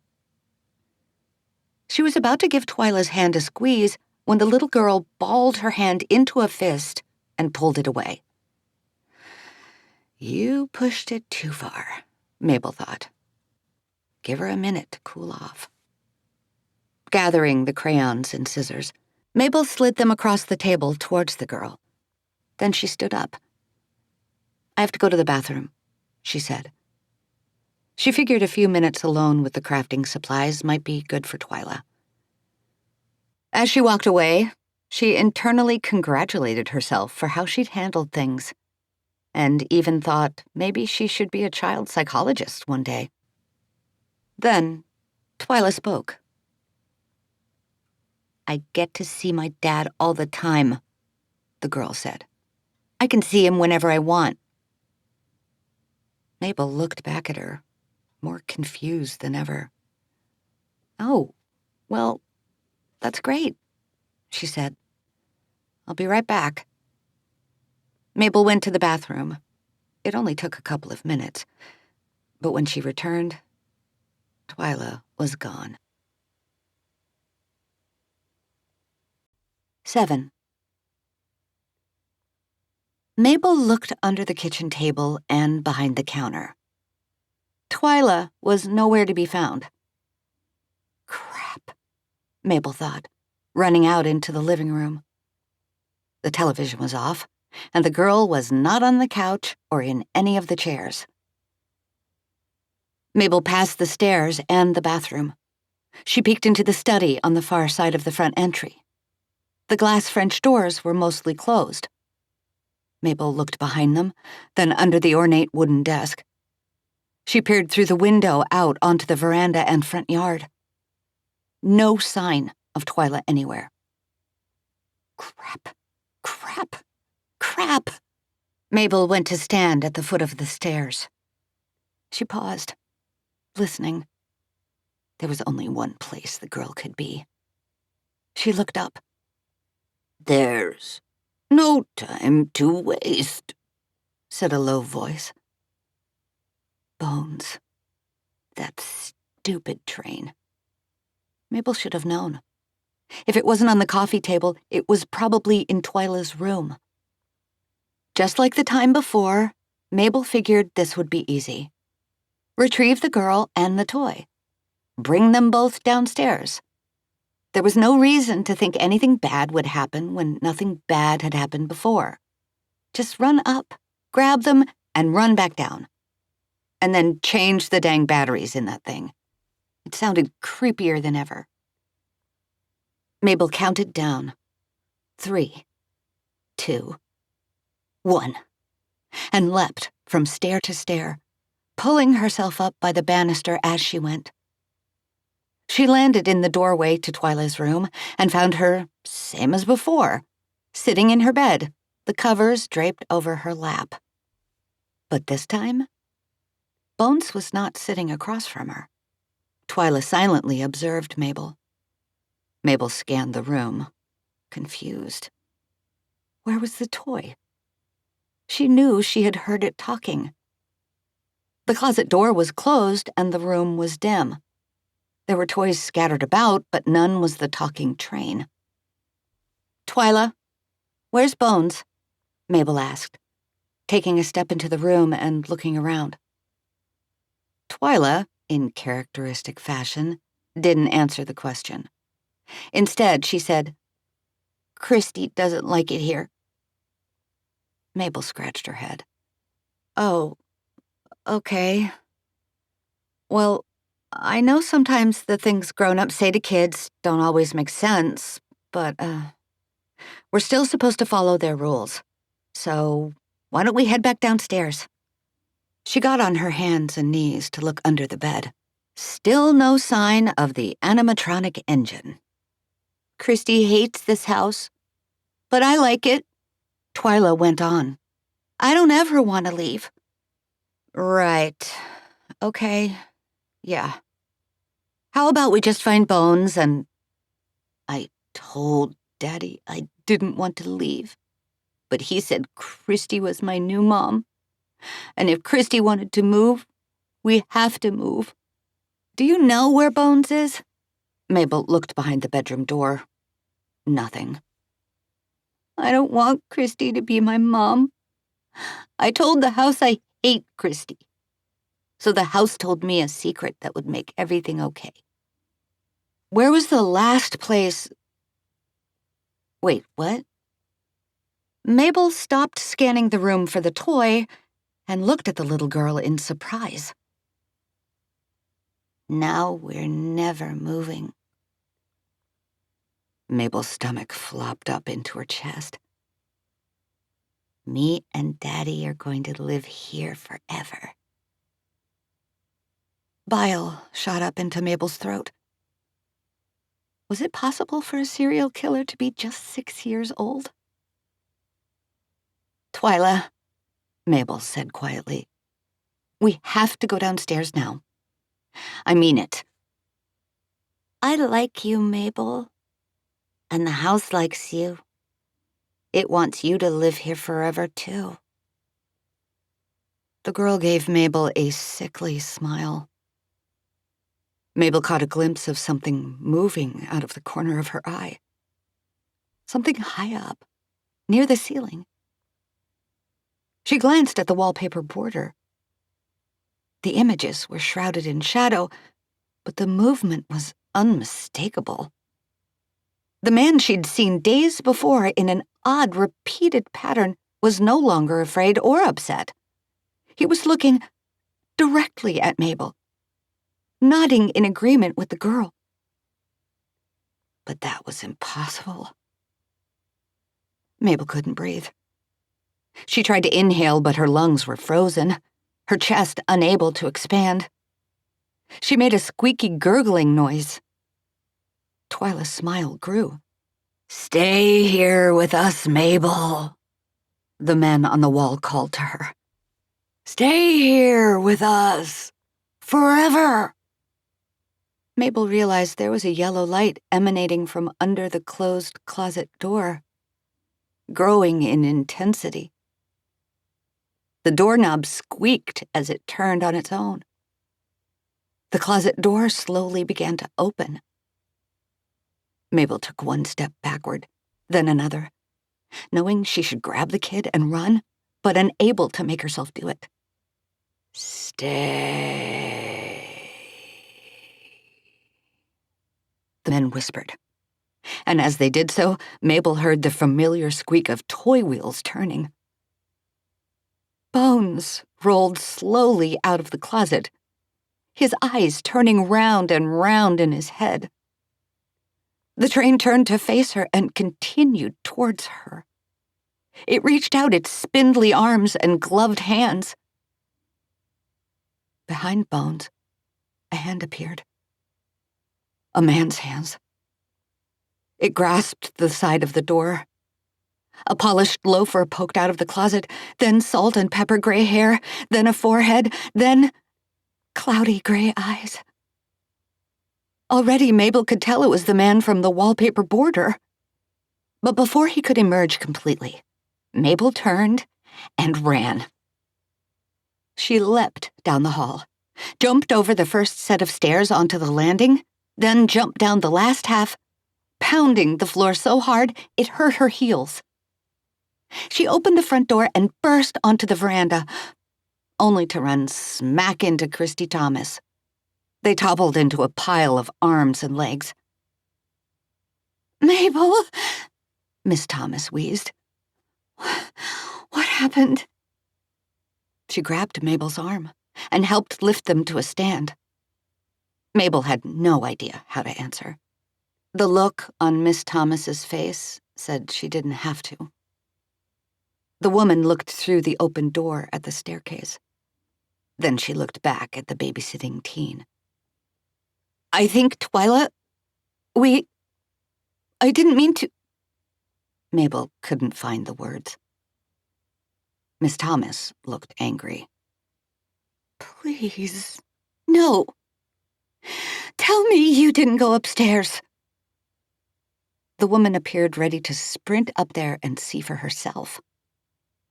They were both shocked to see Twyla padding down the staircase with Bones in her arms. The three of them stood at the opening to the house, staring back and forth at one another. "Twyla," Miss Thomas said, with obvious surprise. Mabel wondered what Christy Thomas had expected. Did she know what was going on in the closet upstairs? "I thought I lost Bones," Twyla said with a smile. "But I found him. Everything's better now." "I see," said Miss Thomas, and she looked to Mabel for confirmation. "Well, I guess I'm glad everyone is doing okay."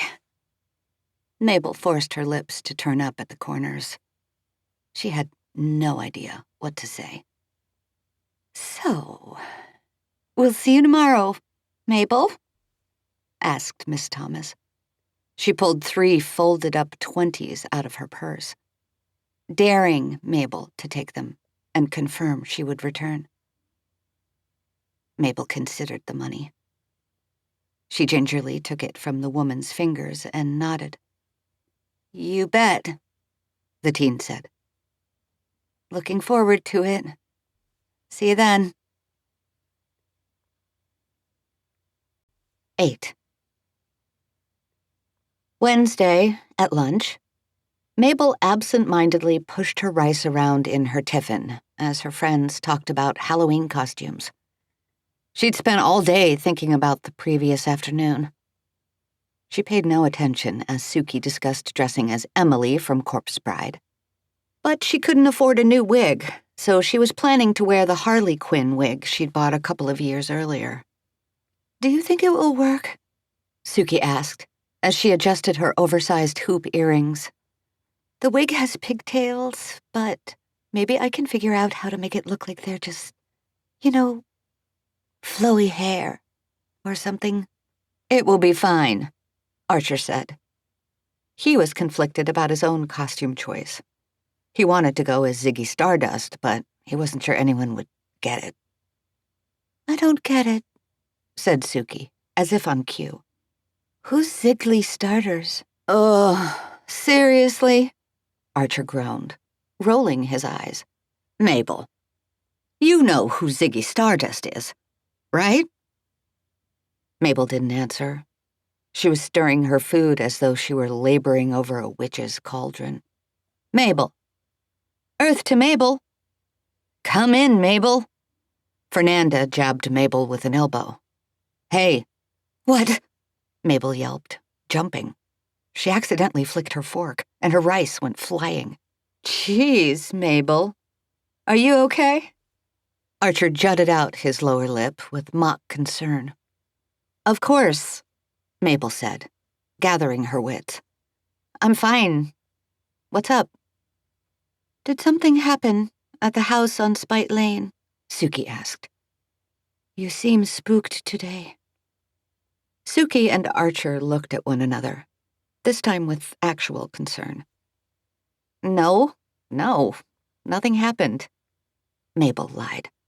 "I'm just tired. Babysitting is a lot of work." Archer didn't seem convinced, but he accepted her answer. "So, how much money have you made so far?" This question brought a smile to Mabel's face. "Almost $200. "Whoa!" Suki was impressed. "Mabel, that's amazing. I can't believe how this all worked out." "For real, Mabel," Archer agreed. "I really didn't think I'd ever say this, but I gotta give it to you. You were right. Turns out Spite Lane isn't haunted. It's flush with cash." They all laughed. "You still planning on taking all of us to Torture Town?" Mabel forced a smile. She didn't want to go back to Spite Lane, and had been trying to come up with a valid excuse all day. But she was so close to earning enough to take her friends to the haunted house. She nodded and said, "You bet." Her friends were overjoyed. "This is very generous of you, Mabel. Thank you." said Fernanda. Mabel was stunned. Fernanda spoke so little. It meant a lot that the girl would express her gratitude. Mabel leaned over and gave Fernanda a squeeze around the shoulder.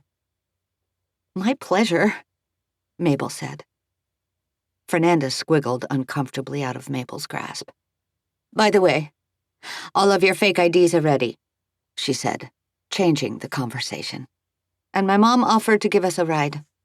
"Oh my God! But does your mom know about the age limit?" Suki put her hands to her cheeks in shock. "No," Fernanda said. "She doesn't know." Phew. As her friends struck up a new conversation, this one about their hopes and expectations for the trek through Torture Town, Mabel's mind wandered off again. She couldn't get the images of the afternoon before out of her mind. The moving wallpaper, the possessed toy train, the man in the closet. Who was that man? Was it Twyla's dad? Was he living in Twyla's closet? Did the wallpaper really move, or were they playing some kind of cruel trick on her? What did Twyla mean when she said the house told her a secret? By the time the end of lunch bell rang, Mabel had no answers to these questions, and no excuses for staying home and ditching the babysitting gig. After Mabel got home from school, she went straight to her room and dropped her things on the floor. Then she trudged to Sivan's room to tell him she was ready to leave for Spite Lane whenever he was ready. But Sivan wasn't there. Instead, she saw, on the far side of Sivan's room, their mother, Katie, rifling through Sivan's dresser drawers. "Mom?" When she heard Mabel, Katie stood up straight and tucked something Mabel couldn't see into her back pocket. "Hi, sweetheart. What are you doing home so early?" Mabel peered at her mother in suspicion. "This isn't early. This is when I always get home." "Oh," Katie said. "I guess you're looking for Sivan too." "Yeah. I need a ride." "Where to?" "I have a babysitting job." "You need a ride to Mrs. Grace's house across the street?" her mother asked, confused. Mabel stiffened, her hands balling into little fists. "I don't work for Mrs. Grace anymore, Mom. Didn't Sivan tell you?" "No," Katie said, as she started to walk past Mabel towards the door. "That's too bad. Really cool you got a new job, though." "It's a better job," Mabel justified defensively, still feeling stung by her termination. "Pays more than double." At that, her mother spun around. Mabel pinched her lips closed. Stupid. She couldn't believe she'd just told her mom about the money. Katie looked at Mabel the way a lion might look at an antelope drinking from a pond. "I'm so happy for you." The words came out of her mother's mouth, but Mabel could see in Katie's eyes. She was calculating. Mabel was more grateful than ever for the false bottom in her piggy bank. "Yeah, well, I gotta go," Mabel said, changing the subject. "Don't want to be late. I'm sure Sivan is around here somewhere." Both of them began walking into the hall, down the stairs and towards the kitchen, Mabel on her mother's heels. They found Sivan in the kitchen, slurping down a mango lassi. "Sivan, I hear you're taking your sister to her babysitting job? That is so sweet," Mrs. Mandal said hurriedly as she gave Sivan a quick peck on the cheek and kept walking. "You're a good brother."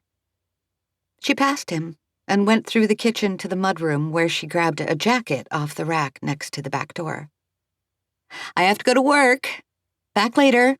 Sivan, can you throw something together for dinner? Have fun, you two. Be good. Love you. Bye." And with that, their mother was out the door. "Work?"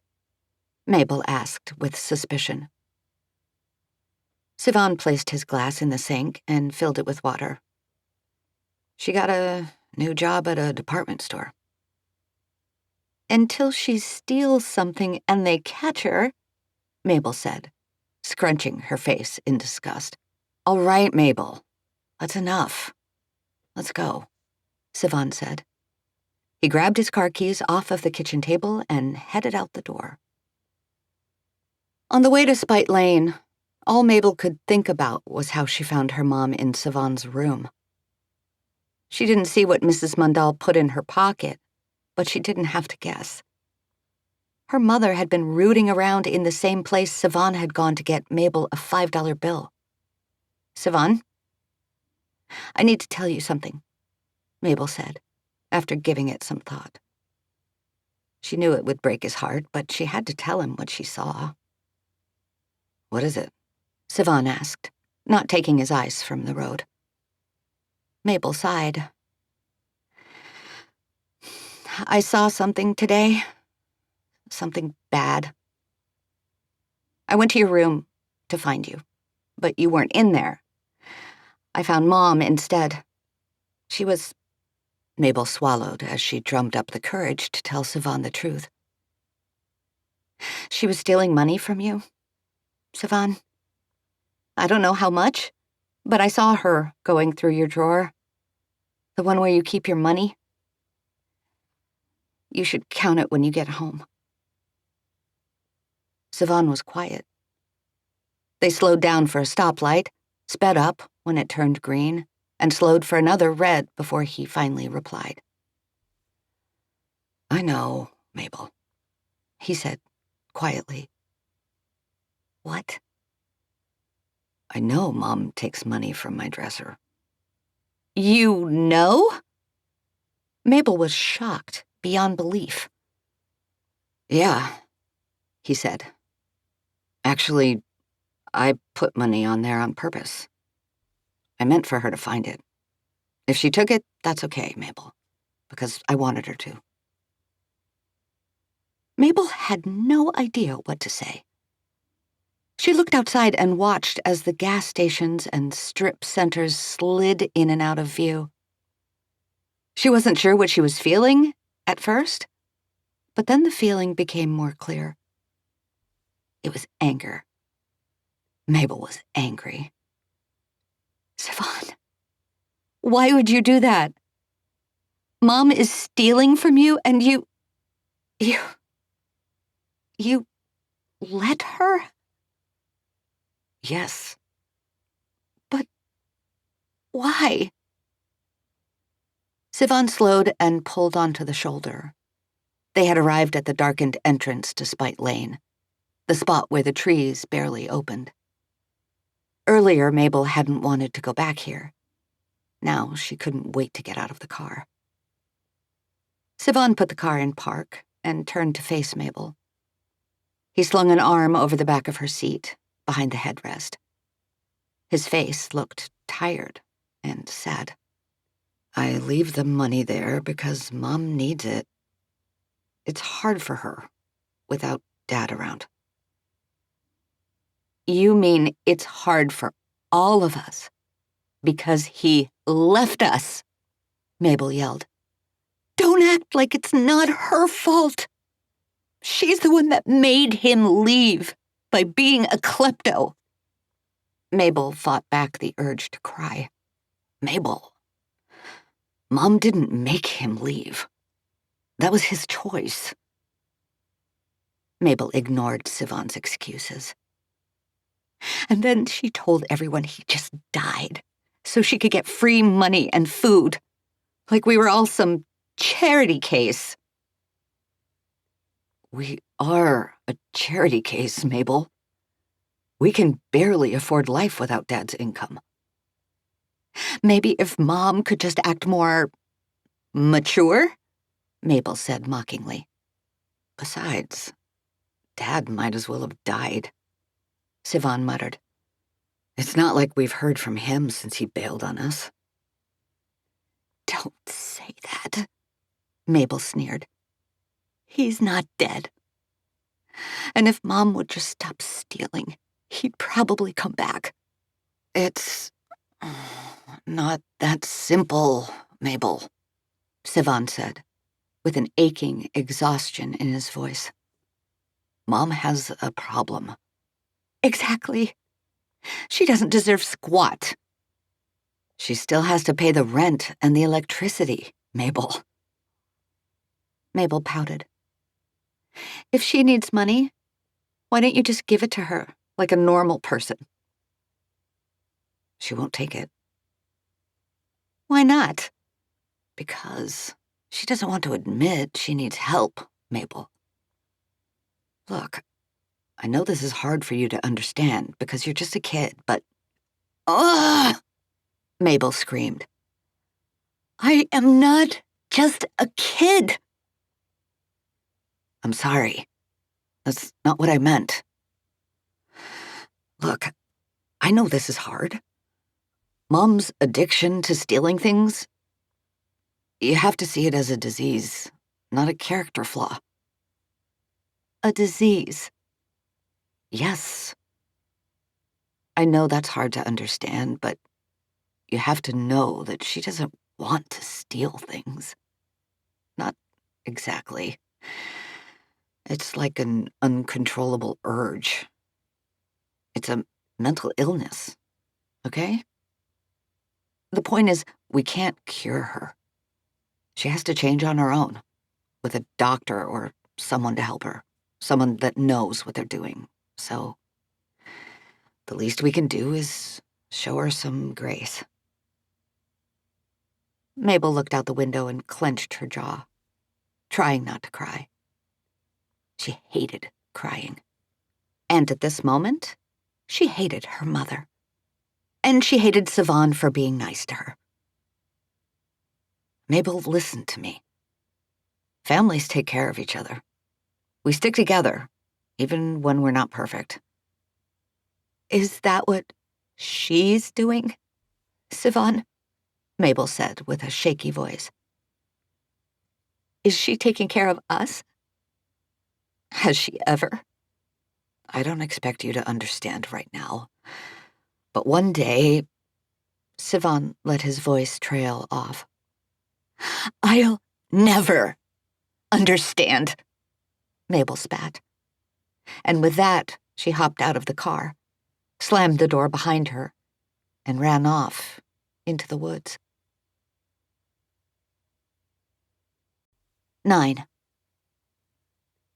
Mabel was so distracted by her conversation with Sivan that she practically forgot about the creepy encounter in Twyla's bedroom.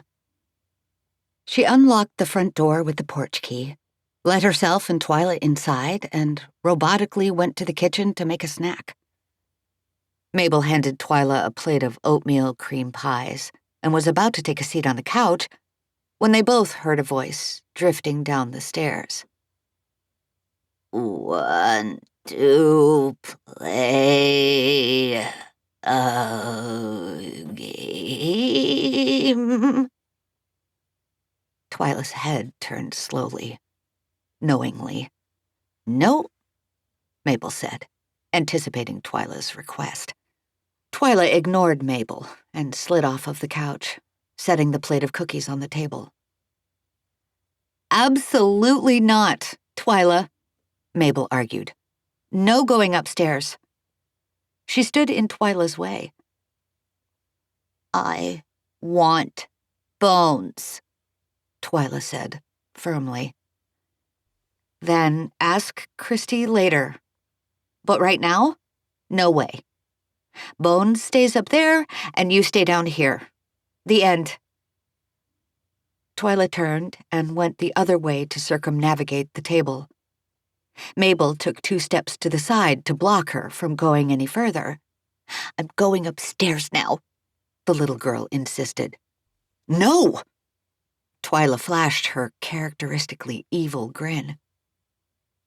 What are you going to do to stop me? Spank me? Mabel's blood ran cold. This kid. Twyla walked past Mabel to the foot of the stairs. Mabel ran over and put her arm across the entry. Stop! Mabel shouted, Twyla leaned forward and bit Mabel's arm. "Ow!" Mabel shrieked. Twyla giggled and ran up the stairs into her room. "Fine," thought Mabel as she rubbed her arm. "Let the kid get eaten by her daddy closet monster. Game. Game. Game." Bones's low voice muttered in a loop. Mabel closed her eyes. What would Siobhan do? Call 911? They would never believe her, and they would probably take too long, if they were willing to go to Spite Lane at all. Mabel realized that if Twyla were in danger, she'd have to try to save her. It was her job. She was the babysitter. She was the one responsible for Twyla if anything happened. Mabel had to go upstairs. Slowly, Mabel dragged her feet up step by step. As she climbed the stairs, she heard noises like small animals scuttling around the room. And she saw the same yellow light from before growing brighter and brighter. There was an echo as Twyla devilishly giggled. Mabel felt sweat roll down her cheek, and she plastered her back to the wall outside Twyla's bedroom door. The yellow light began to flare and strobe. There was a squealing, scraping sound like something digging into the wood floor. Mabel peeked around the door frame over her shoulder. As before, Twyla sat in bed. The closet door stood ajar, and everything in the room moved towards the closet as though pulled by an invisible force, like the closet had its own gravitational pull. The scraping noise was the sound of the bed legs gouging the wood as they dragged across the floor. Mabel realized that if she did nothing, the closet was going to swallow Twyla whole, and that couldn't be a good thing. Mabel closed her eyes and began to count down. 3, 2. She leapt into the room, attempted to sprint towards Twyla, but sure enough, the room spun like a clothes dryer all around her. It was as though Twyla and her bed were above Mabel, instead of ahead of her. Mabel turned and fell sideways, her forehead hitting the floor. Then she started to slide towards the closet, too. At all of this, Twyla clapped and laughed.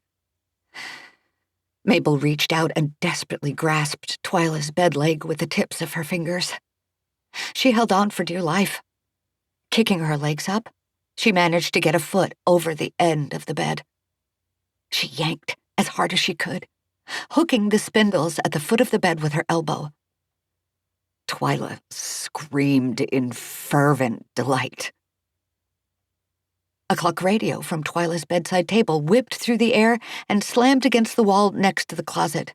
It glowed in undulating colors as it played a warbled tune.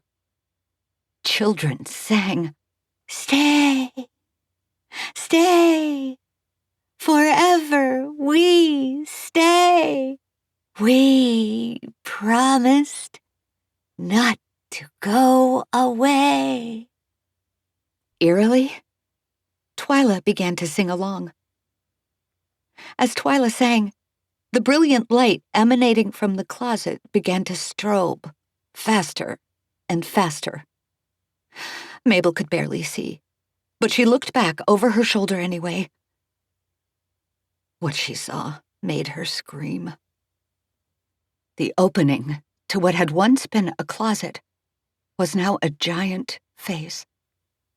The demonic face of Bones, with a gaping maw that roared and sucked and tried to swallow them up. "No! Leave her alone!" Mabel yelled. "Twyla, get out of here! Run!"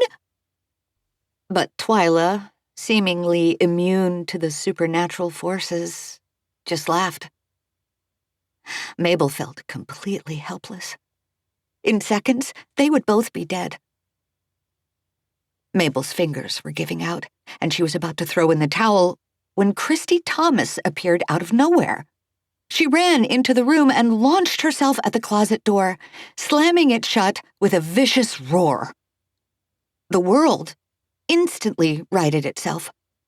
Up was once again up, and down was once again down. Mabel crashed into the floor and rolled, wrapping herself up like a burrito in the bedsheets. Miss Thomas ran to Twyla and scooped her up, but Twyla began to kick and punch in protest. Although the closet door was shut, the light behind it still strobed, flashing against the wood floor and flickering on Twyla's strained face. "That's enough," the woman yelled, trying to get a handle on the girl. "We have to get out of here, once and for all." "No," Twyla screamed, still flailing. "I want to stay. I want to be with Daddy. I want to stay in this house." As Christy Thomas locked the girl in her grasp, she looked over at Mabel.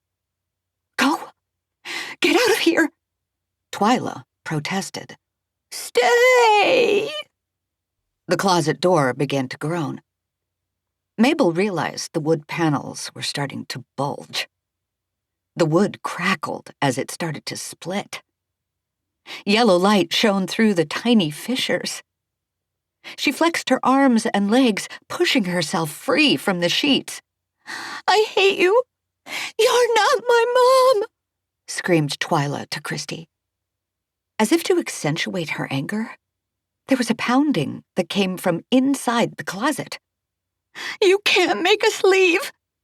The top panel of the door ruptured, and yellow light poured through. "Stay,"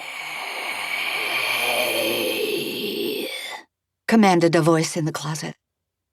This time, Mabel knew it wasn't Bones. Not really. It was something else. It was the voice of the haunted house itself. Twyla squealed. "Daddy! That's not your daddy!" Miss Thomas yelled. "I don't know what that is, but it's not him." "Stay forever," the voice boomed. "Daddy! I want my daddy!" All over again, the direction of gravity shifted. Mabel felt the room spin. Christy Thomas looked at Mabel and screamed, "Go!" Before she was upside down once more, Mabel made a run for the staircase. She thought the woman and child were on her heels, but when she looked back at the bedroom, she saw they hadn't yet made it out the door. There was a huge crack as the closet door gave way, turning into a gaping, salivating mouth that violently sucked in everything around it. There would be no slamming it shut this time. Like a whirlpool, the force pulled Miss Thomas and Twyla backwards into the room. Mabel, with one hand on the bedroom doorframe, reached for Miss Thomas with the other. "Grab my hand!" she yelled. But taking Mabel's hand meant Christy would have to take one hand off of Twyla. As soon as she did so, the little girl took advantage and wiggled herself out of the woman's grasp. "Twyla, no! Please!" Christy yelled. "Please! I love you! Don't do this! No!" As Twyla disappeared into the hungry mouth of the closet monster, Christy Thomas screamed, "My baby!" She reached back for the missing girl in vain. "Give me your other hand," Mabel yelled at Miss Thomas. "Hurry!" But the woman looked at Mabel with resignation. "I can't," she shouted over the din. "We're a family. We belong together." She relaxed the hand holding Mabel's, let go, and vanished beyond the closet door. The closet light went out, and the door abruptly reassembled itself. Everything in the room fell in a heap to the floor. The world returned to normal. And Mabel Mandal, dizzy and reeling, walked straight over to the stair railing and barfed. Mabel sat on the floor of the hallway in a daze, not knowing how much time had passed. When she finally felt like her legs were solid enough to stand, and she had gathered enough courage to look through the bedroom door. There was nothing to see. Twyla's room looked undisturbed. Her bed was made. Stuffed animals crowded the toy basket.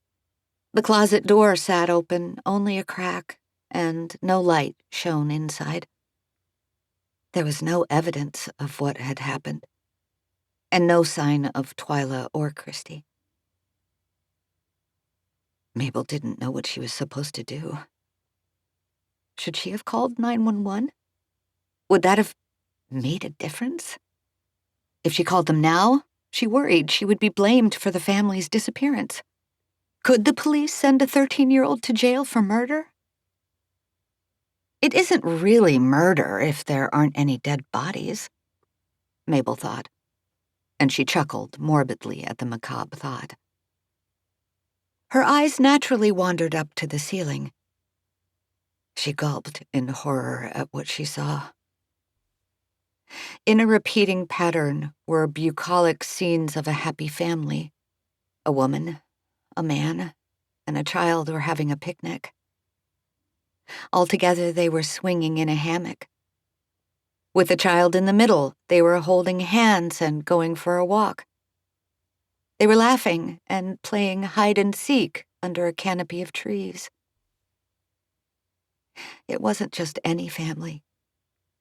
It was clearly Twyla, Christy, and what Mabel assumed was Twyla's father. They were frozen in their happily ever after, until they slowly turned to Mabel and winked. All of them, in every scene. Mabel screamed. As the people in the wallpaper came to life across the room, Mabel heard a familiar voice coming from the closet. "Are you ready for—" "Nope," she thought, and Mabel ran. 10. When Sivan picked up Mabel from the coffee shop a little while later, Mabel did her best to act as if nothing strange had happened that day. She didn't want to talk about it. She didn't know what to say. So Mabel just watched the pine trees blur by as they drove down Blue Angel Parkway. They passed shopping complexes and neighborhoods of cute, clapboard houses. The farther they got from Spite Lane, the more unreal what had happened seemed, and Mabel started to question whether it had happened at all. Still, Mabel was afraid of accidentally blurting out anything that might reveal what she thought had happened. Luckily, Sivan didn't try to make small talk on the way home. Maybe he thought she was still angry after their argument earlier. Or maybe he sensed her babysitting job hadn't gone well. Either way, the ride was silent, and for that, Mabel was grateful. When they got home, Mabel ran to her room and closed her bedroom door behind her. Her immediate instinct was to check her closet. It had unfinished birch wood folding doors that stood wide open. Inside was a shamble of boxes, clothes, and old toys. No sign of any monsters. No strobing yellow lights. No toy trains with garishly large eyes and bulging mouths. that begged for adventure. Mabel scanned her bedroom walls. Her father had painted them a cheery blue when she was little. There had never been any wallpaper border. Posters of her favorite band and movies adorned the walls under softly blinking string lights. A giant bulletin board burst with family photos, birthday cards, and inspirational quotes. A mirror box with a thin glass shelf held a few trinkets she'd collected over the years. A vintage yo-yo, a carved ivory elephant, and a teacup from a children's tea set she'd broken long ago. Mabel sighed. There was nothing to be afraid of here. Nothing but herself. From one back pocket, she pulled her phone and tossed it on the bed covers. From the other pocket, she pulled a wallet. She held it gingerly, running her fingers over the soft leather and decorative stitching, turning it over and over in her hands. It wasn't just any wallet. And it wasn't Mabel's. It had belonged to Miss Thomas. Mabel had swiped it from the purse hanging on the hook by the door as she ran from the Thomas home. She hadn't thought about it before she'd done it. She'd just grabbed it and run. Did that count as stealing? Mabel knew the answer. She'd swiped the woman's wallet, same as her mother swiped her brother's money from his sock drawer. It wasn't right. But was it wrong? Some part of her felt justified. After all, if the Thomas family hadn't been swallowed by the closet, Christy would have paid her what she was owed. And she was owed. Mabel unzipped Christy's wallet. It was full of cash. The perfect amount of which to pay Mabel for Wednesday and Thursday. No more, no less. It wasn't really stealing. If the Thomas family were alive, she could always give it back. As Mabel pulled it out, she realized there was also a small photo. It was a family portrait, the three of them smiling, Christy, Twyla, and Twyla's dad. They looked happy, just like the images burned into the wallpaper border. Mabel whipped the wallet onto the floor as though it were a hot coal. Just then, someone knocked. The door cracked open. It was Sivan. He stuck his face through the opening and said, "Hey, sorry to bother you." "It's okay," Mabel said, as she slid the cash under her butt. Sivan opened the door a little wider and stepped inside. "I just wanted to let you know that I can't give you a ride tomorrow. I was scheduled to take over someone else's shift. Do you think you could get a ride from someone else, or maybe take the bus?" "It's okay," Mabel assured him. "I'm not going back." "You're not? Everything okay?" "Oh, totally," Mabel lied. "It's just that the kid is, sick." Sivan nodded. Then he pointed at her bed with his chin. "What are you going to do with all that dough?" Mabel frowned. "Don't act like I don't know that trick." Sivan laughed. "You hid a bunch of money under your butt as soon as I walked in. Don't worry. I'm not going to steal it." Mabel blushed. Caught. She glanced quickly to the side to make sure Miss Thomas's wallet was out of Sivan's line of sight, hidden just barely behind her clothes hamper. At least he didn't know about the wallet. "I'm taking my friends out for Halloween. We're going to see a movie." Sivan's shoulders loosened and a dopey smile spread across his face. "That's really generous of you, Mabel." She smiled, but her belly burned with an acrid fire. "It's not generous if it's not your money to spend," a voice said, in the back of Mabel's mind. Sivan turned to leave. "Sivan, Wait, Mabel said, sliding the money out from under her. Here, I owe you. She held out a $5 bill. Her older brother waved her off. Don't worry about it, he said. I just end up putting it back in my sock drawer, and then, well, you know what would happen. And I know you wouldn't approve. Mabel chewed her lip before deciding what she wanted to say. I think I kind of understand. About Mom. I mean, I don't. But I want to.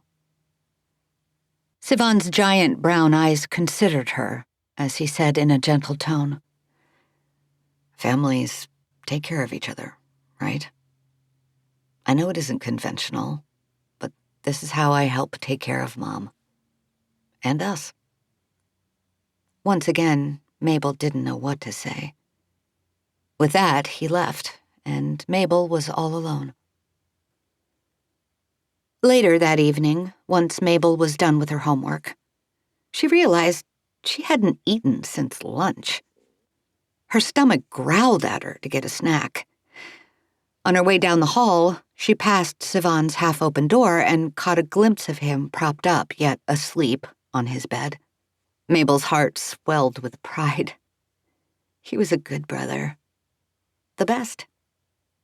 He made her lunches, and he drove her around. The least she could do was turn off his bedside lamp so he could get a good night's sleep. As she approached, she saw he'd been reading a letter that now lay on his chest.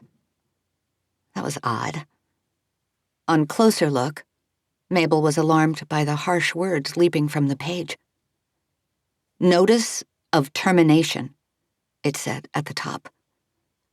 Further down, it read, You must vacate the premises. And there was a date. Mabel quickly scanned the document. She didn't understand all of it, but she got the gist.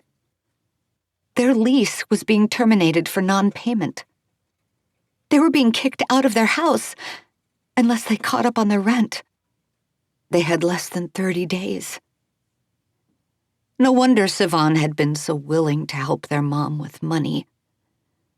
Things were far worse than Mabel could have ever imagined. Fear coursed through Mabel's veins. It was a very different kind of fear than the kind she'd experienced at the Thomas house on Spite Lane. This time, the monster wasn't after her. It was after her family. Mabel silently flipped off Sivan's lamp and slinked back to her own room, her appetite non-existent. There had to be something she could do. Her mind was swirling as she walked over to the shelf and grabbed the piggy bank. She slipped off the false bottom and studied the money folded there. She was so confused. She just wanted to go to Torture Town with her friends and have some fun. And she didn't want to help her mom. Katie was the one who had gotten them into this mess. But she wanted to help Sivan, and she didn't want them to have to move out. Mabel grabbed the folded stack of bills and carried it to Sivan's room, where she silently stuffed it into his sock drawer. Then she went back to her room and crawled under the covers of her bed and squeezed her eyes shut. Her mind buzzed. Her ears rung, and her heart felt like it might beat straight out of her chest. Now she had nothing to pay for tickets to Torture Town. What was she going to tell her friends? As Mabel drifted off to sleep, she kept hearing Bones's voice, as though the possessed toy were whispering in her ear. We're running out of time.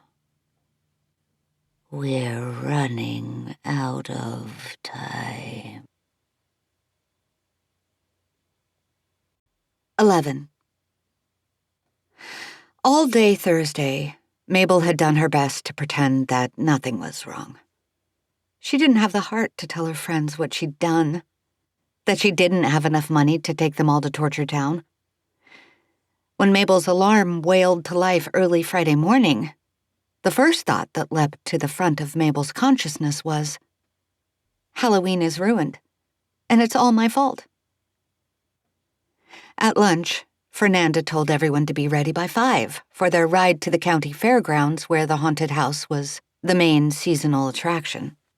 Mabel thought this was it, her chance to say, sorry, I can't get us tickets to Torture Town after all.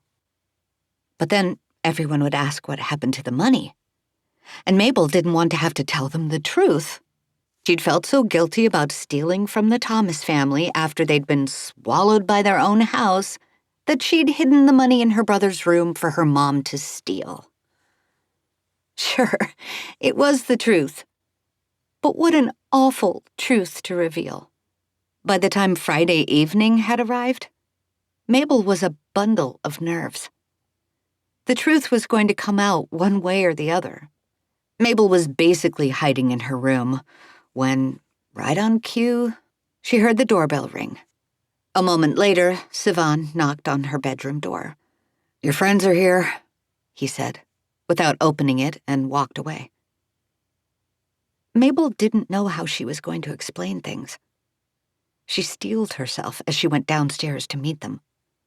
Archer and Suki stood on her front steps wearing their costumes. Fernanda stood behind them, head bowed over her phone, face aglow. Mabel took a deep breath and stepped outside, closing the front door softly behind her. "You're not dressed," Suki exclaimed with disappointment. "Right. About that." Mabel hoped they couldn't see how puffy her eyes were from crying. It turns out I don't have enough money to get tickets to Torture Town for everyone after all." "What?" Archer and Suki shrieked. Fernanda briefly looked up from her phone, but only for a second. I know. I'm sorry. It's just, What happened?" Archer demanded. Mabel opened and closed her mouth, but nothing came out. "Girl, you can't be serious," Archer chided. "You've been acting weird all week. I knew something was up." Mabel felt like she had a whole apple stuck in her throat. "I forgot. I owed Sivan," she croaked. "Dang, girl. You owed him that much money?" Archer chided, shaking his head in disappointment. "Oh well. I knew it was too good to be true." "What are we gonna do now?" Suki wailed. She tugged at the electric blue piggy tails of her wig. "I don't know," Mabel answered. "I guess we could just go trick-or-treating." "We are way too old for that nonsense," Archer spat. "We're going to Torture Town," Fernanda murmured into her chest, so low they almost didn't hear her. "What?" Archer asked, turning.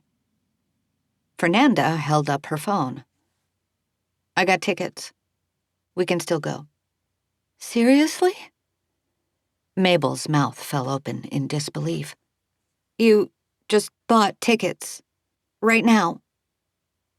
"Yeah," Fernanda said. "Online. It was easy." "Fernanda, thank you," Mabel stuttered. "I don't know what else to say. I guess I owe you." "Yeah, you can pay me back later," Fernanda said. "My mom's waiting in the car, so we should go now." Suki and Archer went from crestfallen to jumping up and down for joy. "Torture Town! Torture Town! Torture Town!" they chanted and ran to Fernanda's mom's car.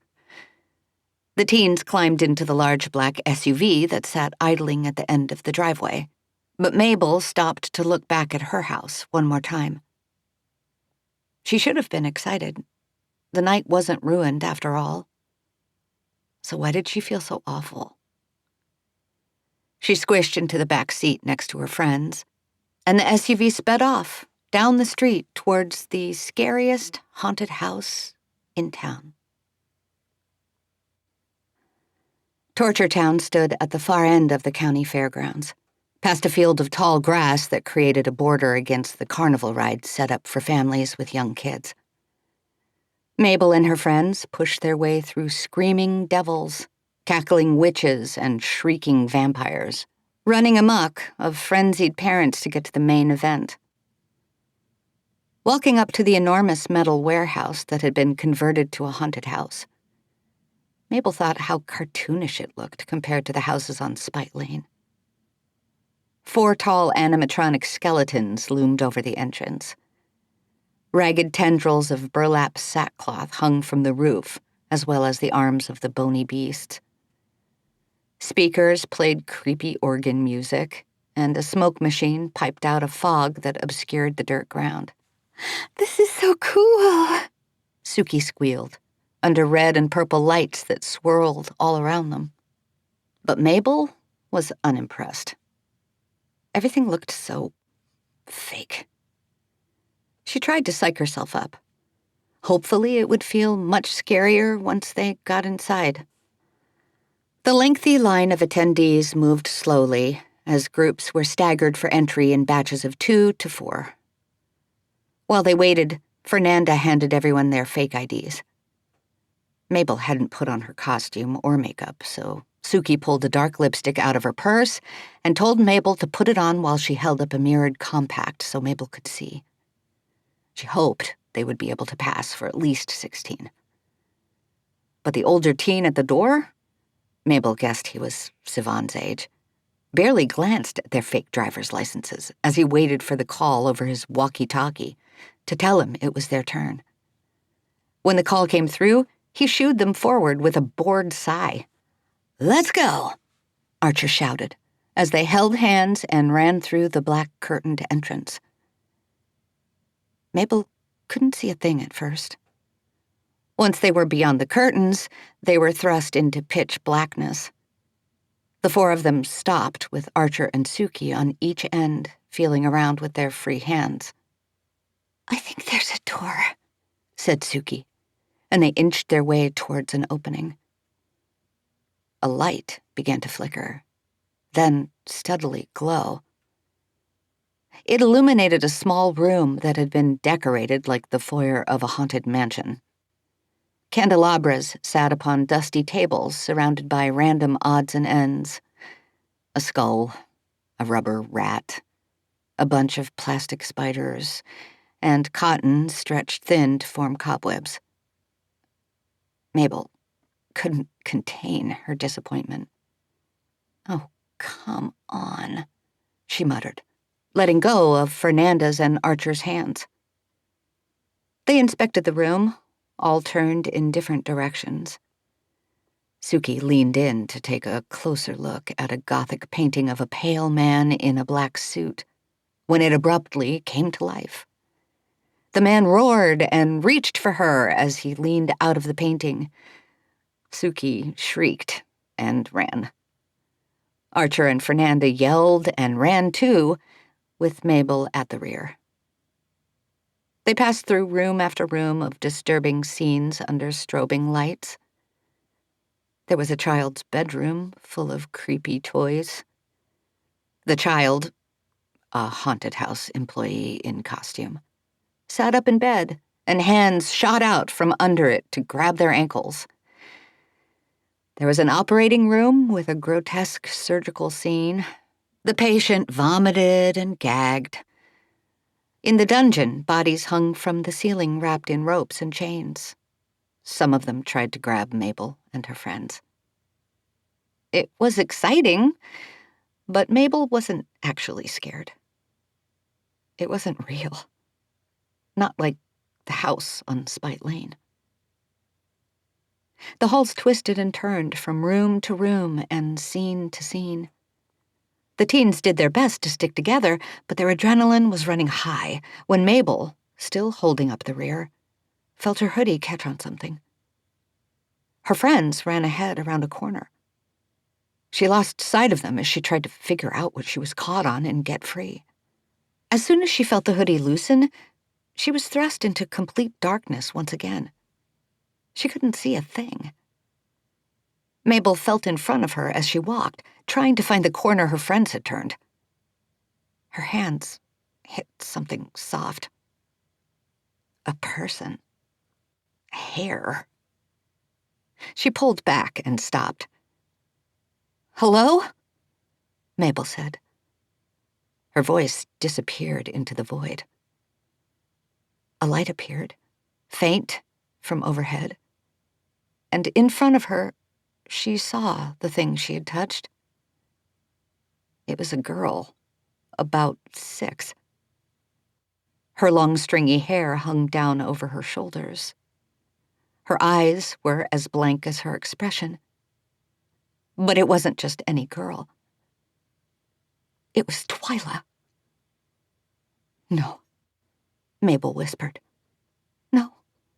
No. No." Twyla took a step forward and smiled.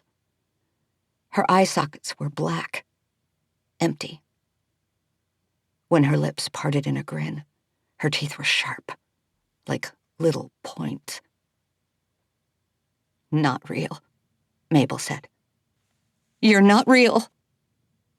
"You shouldn't have left," Twyla gurgled, as tendrils of blood dripped from the corners of her mouth. "Don't leave me again. Please. Please."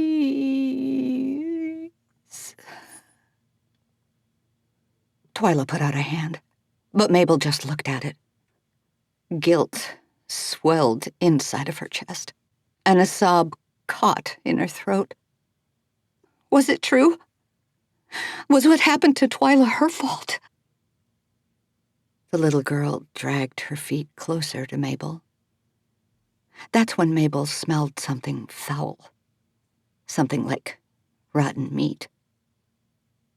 As the girl continued to plead, the smell became stronger. Death floated out of Twyla's mouth. Mabel could taste it on her tongue. She tried not to retch. Conflicted, she pushed past Twyla and ran into the shadows, hoping not to run into a wall. She ran and ran until it felt like she'd run around the entire city block. She hit a barrier made out of fabric and felt it wrap around her like a sack. Losing her footing, Mabel fell. She pulled at the velvet pastry that covered her face and looked up to see she was just outside the exit to the warehouse. Her friends stood in a row with perplexed expressions on their faces. "Mabel, are you okay?" Fernanda asked, with more concern than Mabel had ever heard from her. Mabel dusted herself off as she stood. "Yeah, I'm fine." "That was amazing," Suki screeched, hopping up and down with glee. "I wish we could do it again." "Look," said Fernanda. She was pointing to one of the television monitors that was posted outside a booth by the exit. They were selling photos of the attendees as they had run screaming through the haunted house. On the monitor, Mabel saw herself, alone, and her face, her mouth open in surprise. There was no sign of the ghastly girl. "Mabel, you legit look like you saw a ghost," said Archer, laughing. Mabel couldn't take it. She was about to spill her guts, tell them everything that had happened at the Thomas house and what she'd seen inside that hall, when Suki interrupted. "Oh my God, that's all of us," she yelled, as another picture cycled through. This one of Suki, Archer, and Fernanda all screaming and holding onto each other for dear life. "Best night ever," Archer announced. And with that, they headed back to the family-friendly side of the fairgrounds where Archer bought some cotton candy and shared it with his friends. Mabel, still in shock, kept her mouth shut about what she'd seen. When Mabel got home later that evening, she collapsed onto her bed in exhaustion. She didn't know what had taken more energy, running from Twyla's ghost or pretending to have a good time with her friends. She'd been haunted by Twyla's ghost. It had happened. Mabel had felt her hair. She was really there. She was real. Wasn't she? Maybe it was just a figment of her imagination. Maybe it was just some kid dressed up for the haunted house, and Mabel's mind had tricked her into thinking it was Twyla. Mabel grabbed the laptop from the end of her bed, planning to research hauntings, when she saw there were 12 new Facebook message notifications. Mabel began to scroll through them, elated to realize each was an offer for a new babysitting gig. But the news wasn't all good. The requests had come from Spite Lane. Every single one of them. No way she was going back there. She had already survived enough hauntings for 1 week. But she owed Fernanda money. Sivan needed help, too. Realistically, it made no sense to turn down these jobs. Mabel took a closer look, reading through the details. Like Christy Thomas, they were offering premium pay. After all, who else would dare babysit on Spite Lane but Mabel Mandal? However, some of them requested the same dates and times. Mabel couldn't take all 12 jobs, not without some help. Her phone buzzed. A serendipitous text from Archer appeared. Harry Styles has tickets to go on sale next week. Any chance you need help babysitting? Mabel, she told herself. Don't be an idiot. Do not take any of these jobs because they are on Spite Lane. And Spite Lane is Hauntted.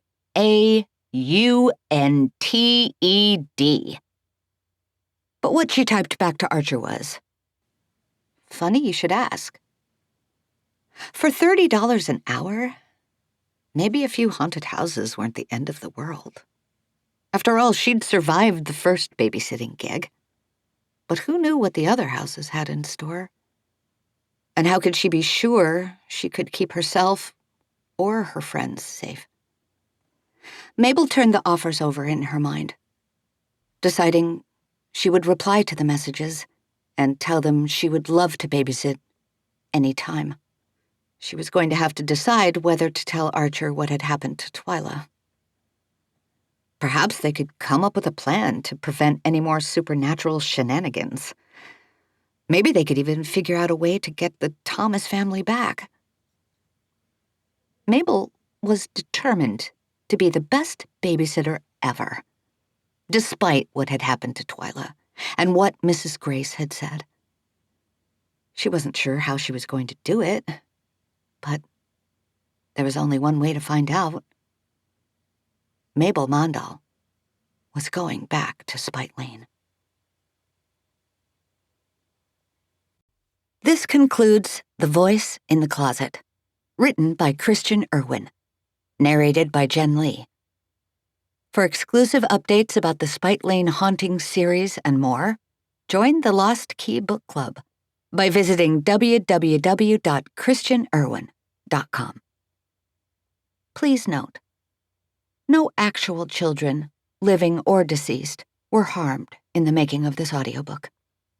The views expressed in this book do not necessarily reflect the points of view of the disgruntled spirits that haunt Lost Key. All people, places, events, and things mentioned in the book were products of the author's own infallible imagination or were conjured by the ghosts that whisper stories in the author's ear while she sleeps. This has been a production of Lost Key Literary, LLC. All rights reserved.